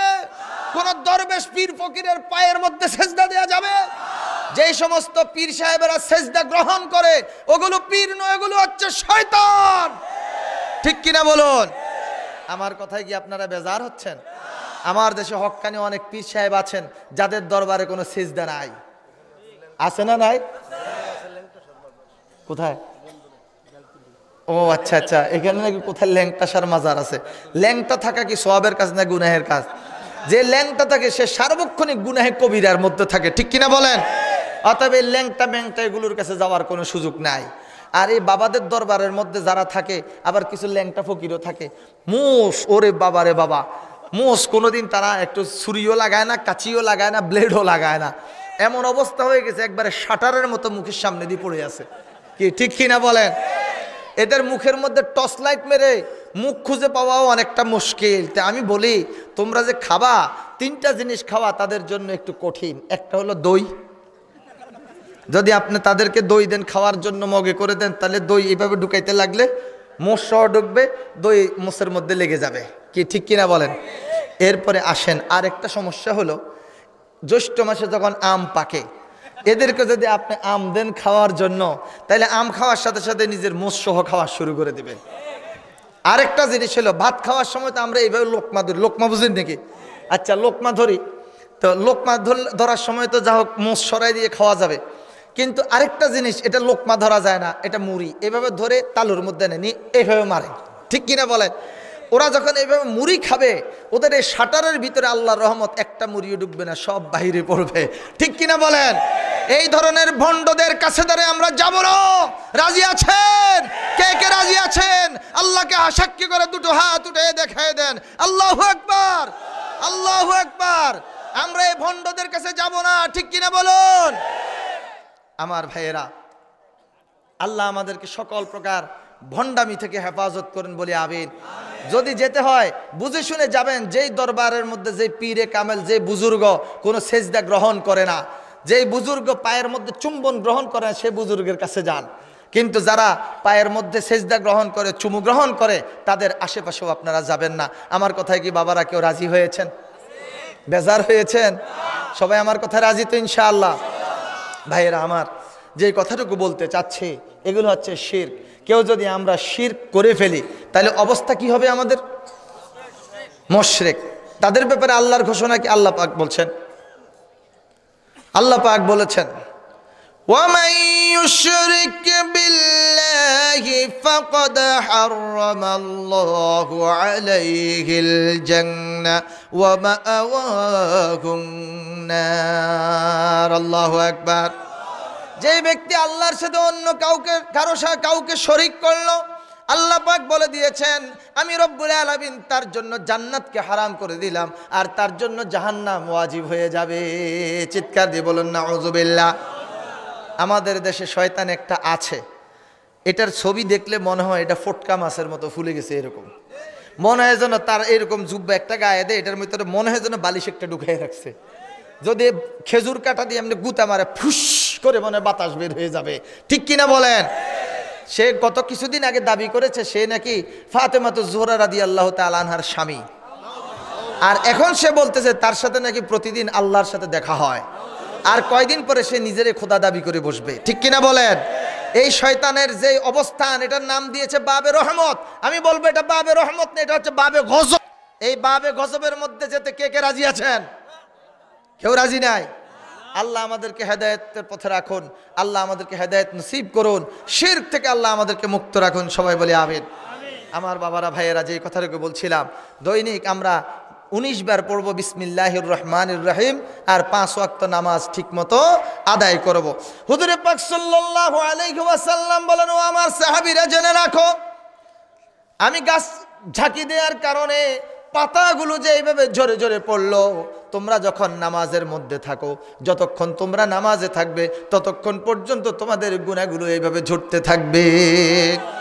وقال رسول الله صلى الله عليه وسلم من ترك صلاة متعمدا فقد كفر যেই ব্যক্তি ইচ্ছাকৃতভাবে এক ওয়াক্ত নামাজ ছেড়ে দিল সেই ব্যক্তি কুফরি করলো কি করলো কুফরি আপনারা কি কুফরি করতে চান কেউ না কুফরি করা মানে কাফের হয়ে যাওয়া বান্দা এবার তোমরা আমাকে একটা সেজদা করো যারা নামাজ আদায় করেছে সাথে সাথে তারা সেজদায় পড়ে যাবে আল্লাহু আকবার আর যারা নামাজ পড়ে নাই নামাজের ব্যাপারে গাফেল ছিল তখন তাদের কোমরের মধ্যে আর কবজা থাকবে না শক্ত বাঁশের মতো হয়ে যাবে তারা যতই চেষ্টা করবে তারা কোনো অবস্থাতে রব্বুল আলামিনকে সেজদা করতে পারবে না আর যারা সেজদা করতে পারবে না ফেরেশতাদেরকে বলবে তাদের আর হিসাব নিকাশের দরকার নাই তারা তো আমাকে সেজদা করতে পারলো না এরা হচ্ছে সীমা লঙ্ঘনকারী যাও এদের একটা একটা করে জাহান্নামের মধ্যে নিক্ষেপ করো জাহান্নামে কেউ কি যেতে চান 1 ঘন্টার জন্য একটু দেখে আসি না জাহান্নামটা কেমন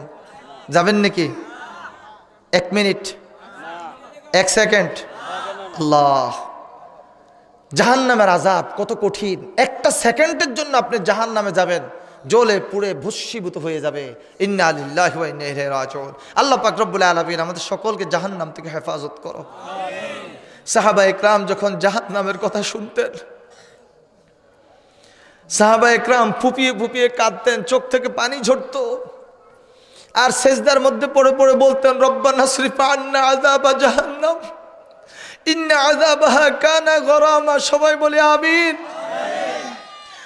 রব্বানা সরিফ আন্না আযাবা জাহান্নাম আয় আল্লাহ তুমি আমাদের উপর থেকে জাহান্নামের শাস্তিকে সরাই নিয়ে যাও রব্বানা সরিফ আন্না আযাবা জাহান্নাম ইন্না আযাবাহা কানা গরামা এই জাহান্নামের শাস্তি কতই না লাঞ্ছনাদায়ক কতই না নিকৃষ্ট কতই না কঠিন আল্লাহ তুমি আমাদের সকলকে জাহান্নামের সেই কঠিন আযাব থেকে রক্ষা করো বলি আমিন আমাদের বিশ্বনবী হযরত মুহাম্মদুর রাসূলুল্লাহ সাল্লাল্লাহু আলাইহি ওয়াসাল্লাম ইরশাদ করেন যারা প্রত্যেকটা কাজের শুরুতে পড়বে বিসমিল্লাহির রহমানির রহিম জান্নাতের মধ্যে দারুস সালাম নামে একটা মাঠ থাকবে সেই মাঠের মাঝে একটা পাহাড় থাকবে সেই পাহাড়ের নাম হলো জাবালে রহমত ওই জাবালে রহমত নামক পাহাড়ের চূড়ার মধ্যে একটা বহুতল বিশিষ্ট বিল্ডিং থাকবে সেই বিল্ডিং এর নাম হচ্ছে কসরুস সুরুর কসরুস সুরুর শব্দের অর্থ হলো আনন্দ নিবাস সুবহানাল্লাহ বলেন ওই আনন্দ নিবাসের যে রুমগুলো রয়েছে সেই রুমগুলোর নাম হচ্ছে বাইতুল জালাল আর সেই বাইতুল জালাল নামক রুমের মধ্যে শুধুমাত্র ওই ব্যক্তিরাই যাবে তাফসিরে নূরুল কোরআনের মধ্যে এসেছে শুধুমাত্র ওই ব্যক্তিরাই যাবে যারা প্রত্যেকটা কাজের শুরুতে পড়েছে বিসমিল্লাহির রহমানির রহিম হুজুর আমার তো একটু ডাইল খাওয়ানোর অভ্যাস ডাইল বুঝেন নাকি মাসকলের ডাল মসুরির ডাল এটা আবার কোন ডাল ফ্যান্সি ডিল এটা আপনাদের এই এলাকাতে নাই আছে নাকি হুমা চলে আসছে আল্লাহ তুমি বাঁচাও সবাই বলে আমিন আচ্ছা আরেকটা কি ওইটা কি বাবা জানা ও আচ্ছা ইয়াবা এটা কি আসছে নাকি এইদিকে আরে আমাদের যুব সমাজকে নষ্ট করে দিচ্ছে হুজুর আমার তো বাবা খাওয়ার অভ্যাস আমার তো ডাল খাওয়ার অভ্যাস এখন হুজুর আমি কি এটার খাওয়ার আগে বিসমিল্লাহ পড়বো কি না আমার তো হুজুর সুদ খাওয়ার অভ্যাস আমার তো ঘুষ খাওয়ার অভ্যাস এই আপনার ফাইল চলবে না দেন দিলেও বিসমিল্লাহির রহমানির রহিম কি চলবে নাকি ঘুষ খাওয়ার আগে বিসমিল্লাহ চলবে সুদ খাওয়ার আগে বিসমিল্লাহ চলবে ডাল খাওয়ার আগে বিসমিল্লাহ চলবে বাবা টানার আগে বিসমিল্লাহ চলবে গাঁজা টানার আগে বিসমিল্লাহ চলবে তাহলে যেই সমস্ত কাজের আগে বিসমিল্লাহ চলবে না সেই কাজ আমরা করব না ইনশাআল্লাহ আমার ভাইয়েরা তাহলে আউযু বিল্লাহ গেল বিসমিল্লাহ গেল এরপরে আসেন ওয়াল আসরি ইন্নাল ইনসানা লাফি খুসর আল্লাহ পাক বলে দিলেন সময়ের শপথ কালের শপথ ইন্নাল ইনসানা লাফি খুসর আসর শব্দের অর্থ সময় খুব মনোযোগ দিয়ে কথাটা একটু শুনেন আসর শব্দের অর্থ সময় দাহার শব্দের অর্থ সময় ওয়াক্তুন শব্দের অর্থ সময় সাআতুন শব্দের অর্থ সময়, সব প্রত্যেকটা আরবির অর্থ এখানে আমরা পেয়েছি সময়, কিন্তু আসরুন শব্দের অর্থ সময়। এই সূরা আসরের শুরুতে আসর এই শব্দের সময় অর্থ সময়ের কসম কেন আল্লাহ পাক নিয়েছেন? ওয়াক্তুনের কসম নিতে পারতেন, ওয়াল ওয়াক্ত ওয়াসা ওয়াদ্দাহার এই বলে আল্লাহ কসম নিতে পারতেন। আসর ওই সময়কে বলা হয় যেটাকে গোধূলি লগ্ন বলা হয়। গরু মহিষ সারাদিন তার চারণভূমিতে চড়ে ঘাস খেয়ে সূর্য অস্তের আগে আসরের নামাজের পর যেই সময়টা তার পেট পুরায়ে নাচতে নাচতে তার পায়ের খুঁড়া দিয়ে ধুলাবাড়ি উড়াইতে উড়াইতে তার গোয়াল ঘরের উদ্দেশ্য চলে যায়, সেই সময়টাকে বলা হয় আরবিতে আসর, বাংলাতে বলা হয় গোধূলি লগ্ন। কি ঠিক কিনা বলেন? ওই গোধূলি লগ্ন আসরের কসম, এর উদ্দেশ্য হলো আমাদেরকে আল্লাহ পাক বুঝাই দিয়েছেন আসরের নামাজ যখন তোমরা পড়ো মাগরিবের সময়ের আর বেশি সময় বাকি থাকে না। এই সময়টা যেরকম সংক্ষিপ্ত তোমাদের জীবনটাও এরকম সংক্ষিপ্ত, কচু পাতার পানির মতো টলমলে। ঠিক কিনা বলেন আমার ভাইয়েরা? অতএব আমরা যাতে আমাদের জীবনটাকে সময়টাকে অবহেলায় নষ্ট না করে, এই জন্য আল্লাহ পাক বলেছেন ওয়াল আসর সময়ের কসম, ইন্নাল ইনসানা লাফি খুসর সমস্ত মানুষ ক্ষতির মধ্যে নিমজ্জিত, ক্ষতির মধ্যে ডুবে আছে। বলেছেন কে? এখন আপনারা কি ক্ষতির মধ্যে লোকসানের মধ্যে কেউ থাকতে চান? কেউ থাকতে চান? আল্লাহ পাক বলছেন সব মানুষ ক্ষতির মধ্যে ডুবে আছে। ও আল্লাহ, যদি সব ক্ষতির মধ্যে ডুবে থাকে আমাদের অবস্থা কি হবে? আল্লাহ আমাদেরকে এবার সাহস দিচ্ছেন, না সব নয়, ইল্লাল্লাযীনা আমানু, তারা নয় যারা ঈমান এনেছে। কারা? যারা ঈমান এনেছে, পড়েছে লা ইলাহা ইল্লাল্লাহু মুহাম্মাদুর রাসূলুল্লাহ সাল্লাল্লাহু আলাইহি ওয়াসাল্লাম, যারা কলমা পড়লো ঈমান আনলো তারা ক্ষতির মধ্যে নাই। এক নাম্বার। দ্বিতীয় নাম্বার ও আমিলুস সালিহাত, আমলে সালেহা করে, নেক আমল করে, নামাজ পড়ে, রোজা রাখে, হজ করে, যাকাত দেয়, জিকির আজকার করে, তাসবিহ পড়ে, নবীজির প্রতি মহব্বতে দুরূদ শরীফ পড়ে, তারা ক্ষতির মধ্যে নিমজ্জিত নয়। ইল্লাল্লাযীনা আমানু ওয়া আমিলুস সালিহাত। দুই নাম্বার গেল। কয়টা গেল? ওয়া তাওয়াসাউ বিল হক, মানুষদেরকে সত্যের উপদেশ দেয়, দ্বীন হক ইসলামের ব্যাপারে উপদেশ দেয়।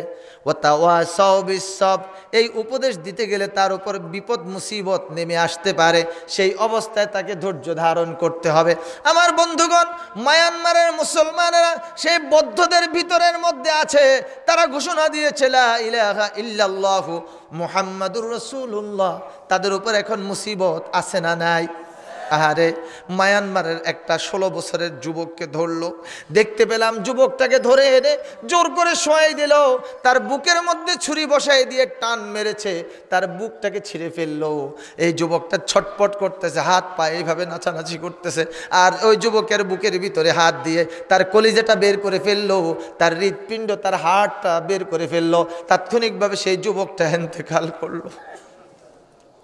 আমার বন্ধুগণ, যুবতীদেরকে ধরে আনে ওই ব্রাহ্মণেরা, ওই বৌদ্ধরা এবং তাদের সেনাবাহিনীর লোকেরা ওই যুবতীদেরকে ধর্ষণ করে তাদের জীবন ধ্বংস করে দিচ্ছে, তাদের ইজ্জত নষ্ট করে। শুধু তাই নয়, এরপর তাদের স্তনগুলো ছুরি দিয়ে কেটে ফেলে দেওয়া হচ্ছে, এরপর তাদের বুকের এখান দিয়ে ছুরি বসায় তাদের লজ্জাস্থান পর্যন্ত এইভাবে তাদেরকে দ্বিখণ্ডিত করা হচ্ছে। আমার বন্ধুগণ, এরপর বয়স্ক মুরব্বী, তারপর যুবক, যুবতী, শিশু, এদেরকে ধরে এনে আগুনের মধ্যে ফেলে দেয়া হচ্ছে। আমার ভাইয়েরা, হাত কেটে দেয়া হচ্ছে, পা কেটে দেয়া হচ্ছে, জবাই করে করে গরুর গোস্তের যেরকম ভাগ বসানো হয়, এখন মায়ানমারের মধ্যে মুসলমানদের এরকম গোস্তের ভাগ বসানো হচ্ছে। আল্লাহ, তুমি দয়া করে মেহেরবানি করে আমার মায়ানমারের মুসলমানদের উপর তোমার রহমত নাজিল করো। রব্বানা আখরিজনা من هذه القرية الظالم أهلها واجعل لنا من لدنك وليا واجعل لنا من لدنك. والسلام على أشرف الأنبياء والمرسلين وعلى آله وصحبه أجمعين. ربنا ظلمنا أنفسنا وإن لم تغفر لنا وترحمنا لنكونن من الخاسرين ربنا آتنا في الدنيا حسنة وفي الآخرة حسنة وقنا عذاب النار وادخلنا الجنة مع الأبرار يا عزيز يا غفار يا رب العالمين সবাই আমার সাথে বলুন রব্বির হামহুমা কামা রব্বায়ানি সগীরা রব্বির হামহুমা কামা রব্বায়ানি সগীরা আয় আল্লাহ তাআলা তিনগাঁও যুব সমাজ এবং এলাকাবাসী কর্তৃক আয়োজিত 2 দিন ব্যাপী 13তম ঐতিহাসিক তাফসীরুল কোরআন মাহফিলের আজকের সমাপনী দিবস শেষ দিবসের শেষ লগ্নে রব্বুল আলামিন এই এলাকার তোমার বাছাই করা নেককার বান্দাদেরকে সাথে নিয়ে এতক্ষণ পর্যন্ত একে একে তোমার কয়েকজন উলামায়ে কেরাম তাফসীর করেছেন, কোরআনের আলোচনা করেছেন। কোরআন থেকে কম বেশি আমরা সবাই তেলাওয়াত করেছি, পাকে পাকে মাহবুব গো তোমার নামের জিকির করেছি, তোমার হাবিবের প্রতি দুরূদ শরীফ পাঠ করেছি। ওগো আল্লাহ দয়া করে মেহেরবানি করে সকল নেক আমলগুলো তোমার শাহী দরবারে কবুল করে নাও। আয় আল্লাহ তাআলা যা কিছু সওয়াব দান করো আমাদের প্রিয় নবী রাহমাতুল লিল আলামিন সাইয়্যিদুল মুরসালিন খাতিমুন নবিয়্যিন হুজুর পাক সাল্লাল্লাহু আলাইহি ওয়াসাল্লামের রওজা মুবারক সোনার মদিনায় পৌঁছায়া দাও। ওগো মাবুদ तमाम পৃথিবীর মাটির নিচে যত মুমিন মুমিনাত মুসলিম মুসলিমাত শুয়ে আছে, আয় আল্লাহ দয়া করে মায়া করে মেহেরবানি করে মুহাব্বত করে তাদের প্রত্যেকের আরওয়াহের উপরে সওয়াব পৌঁছায়া দাও রব্বুল আলামিন। খাস করে আমরা যারা তিনগাঁওয়ে এই 3 দিন ব্যাপী তাফসীরুল কোরআন মাহফিলের আজকের এই সমাপনী দিবসে তোমার দরবারে হাত পেতেছি, আমাদের মাঝে এমন অনেক আছে যাদের আব্বা নেই আম্মা নেই। রব্বুল আলামিন আব্বা আম্মা যখন জীবিত ছিলেন যত জায়গায় গিয়েছেন, ঘুরে এসে বাড়িতে যখন আম্মাকে দেখেছেন মা বলে ডাক দিয়েছেন, কলিজা ঠান্ডা হয়ে গেছে। আব্বা বলে ডাক দিয়েছেন, কলিজা ঠান্ডা হয়ে গেছে। আজকে মাহবুব গো অনেক মা হারা অনেক বাবা হারা সন্তানদেরকে নিয়ে তোমার দরবারে হাত পেতেছি। এমন অনেক মা বোনেরাও আছেন যাদের আব্বা আম্মা দুনিয়ার বুকে নাই, যাদের আব্বা আম্মা অন্ধকার কবরে চলে গেছেন। দয়া করে তাদের প্রত্যেকের আরওয়াহের উপর এই মাহফিলের সকল সওয়াবগুলো পৌঁছায়া দাও রব্বুল আলামিন। কেমন দুঃখিনী মা 10 মাস 10 দিন আমাদেরকে গর্ভ ধারণ করেছে। ওগো মাবুদ গর্ভকালীন সময় মা ঠিক মতো খেতে পারেন না, যেদিন আমরা দুনিয়াতে আসবো মা কত কষ্ট করে রান্না বান্না করেছেন, সকলকে খাবার দিয়েছেন, সবাই খাবার খেয়েছেন। মা খেতে বসলে এমন মাথা দিয়ে মায়ের কলিজার মধ্যে আঘাত করলাম, হাঁটু দিয়ে মায়ের পেটের মধ্যে গুঁতো মারলাম। মা এমন ব্যথা পেলে আর খেতে পারলেন না, দাঁড়াই গেলেন, দাঁড়িয়ে থাকতে পারলেন না। মা তাড়াতাড়ি শুয়ে পড়লেন। কিছুক্ষণের মধ্যে প্রসব বেদনা শুরু হয়ে গেল মায়ের। জবাই করা মুরগির মতো রক্তাক্ত হয়ে মা ছটফট শুরু করে দিলেন। আশেপাশে যারা আছে সকলের কাছ থেকে ক্ষমা চেয়ে দিলেন। এমন তার মুখ দেখব না। রব্বুল আলামিন মায়ের এত কষ্টের মধ্য দিয়ে দুনিয়াতে আসলাম। দুনিয়াতে আসার পর আমাদের ধাত্রী মা আমাদেরকে পরিষ্কার করে যখন মায়ের মুখের সামনে এনে তুলে ধরলেন, 10 মাস 10 দিনে গর্ভকালীন কষ্ট, প্রসবকালীন ব্যথা বেদনা যন্ত্রণা সব ভুলে দিয়ে মা নড়তে পারেন না, তারপর টেনে এনে বুকের সাথে জড়াই ধরে আমাদের মুখে দুধ দিয়ে দিয়েছে। কোনদিন অসুস্থ হয়ে পড়েছি, দুনিয়ার সব মানুষ ঘুমের মধ্যে, আব্বা আম্মার চোখে ঘুম নাই।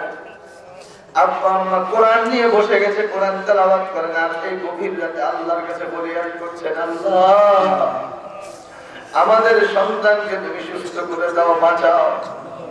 যদি আমাদের সন্তানের হায়াত শেষ হয়ে যায়, প্রয়োজনে রব্বুল আলামিন আমাদের হায়াত দিয়ে হলো আমাদের সন্তানকে বাঁচাও। অনেকের সেই বাবা, অনেকের সেই দুঃখিনী মা দুনিয়ার বুকে না। ভাই থাকে আমেরিকা, বন্ধু থাকে লন্ডন, ভাতিজা থেকে ফ্রান্স আর ইতালি।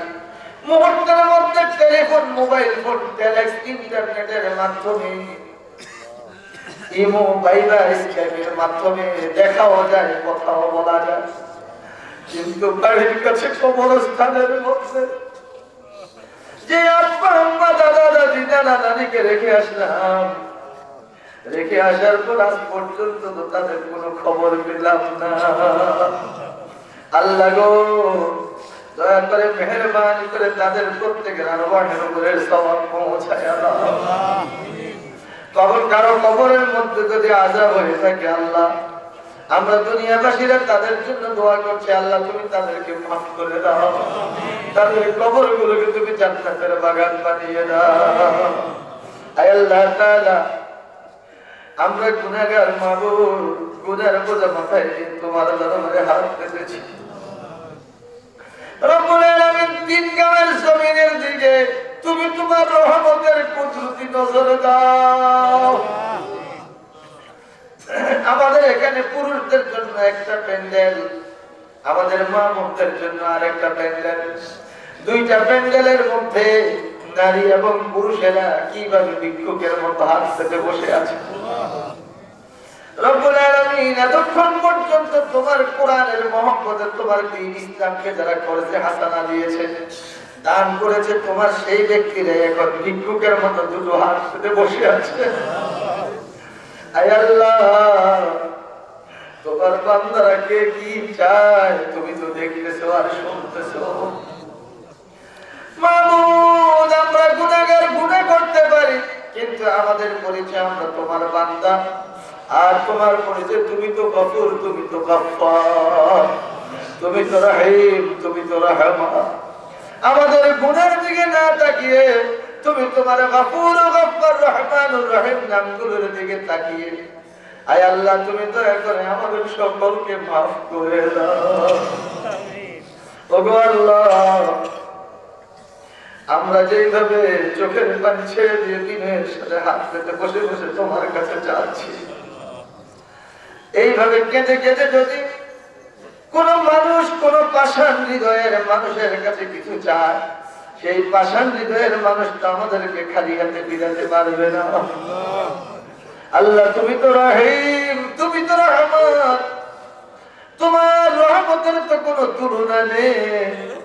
আল্লাহ, তিন গায়ের জমিনে আমরা যারা বসে আছি, তুমি যদি আমাদের সকলকে মাফ করে দাও, তোমাকে তো কেউ প্রশ্ন করবে না। আল্লাহ, তিন গায়ের মাহফিলের এতগুলো লোককে কেন তুমি মাফ করে দিয়েছো?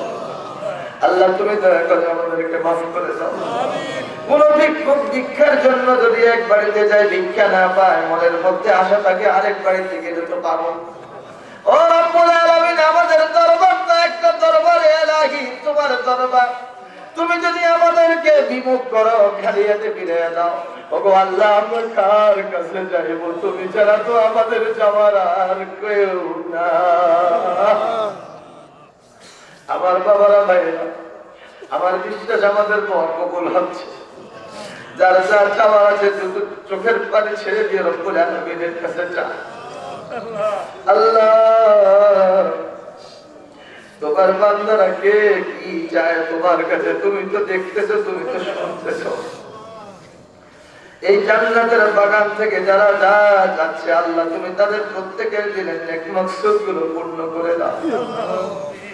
রব্বুল আলামিন আমাদের এই মাহফিলে অনেক হাজী সাহেব আছেন, উলামা ইকরাম আছেন, তালিবুল ইলম আছেন, দাড়ি থাকা শ্রদ্ধেয় মুরব্বীরা আছেন, কচি কাঁচা শিশুরাও আছে।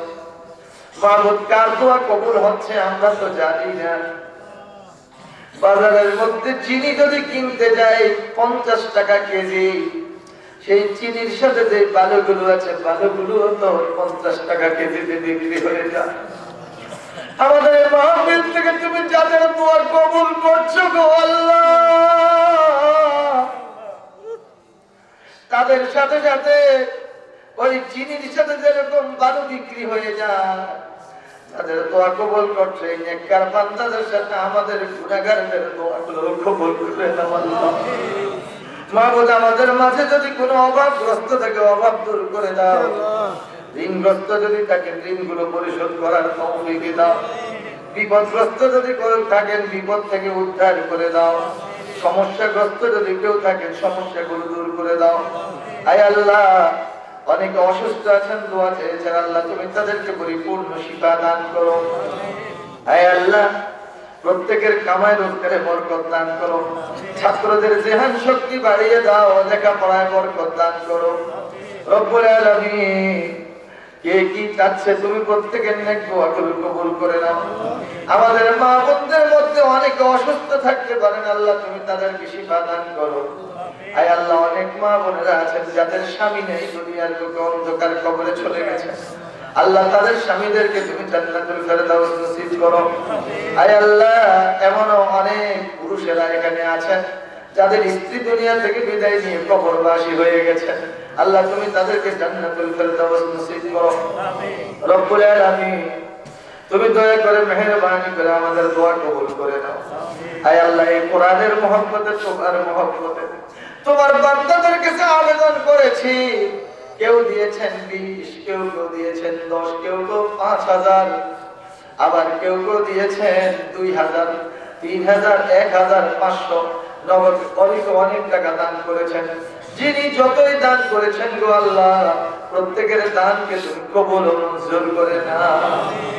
কিয়ামতের দিন কোনো কারণে যদি মুসিবতে পড়ে যায়, আয় আল্লাহ তাআলা এই মাহফিলে কোরআনুল কারীম এবং এই দান আমাদের প্রত্যেকের জন্য নাজাতুল উসিলা বানিয়ে দিও আল্লাহ।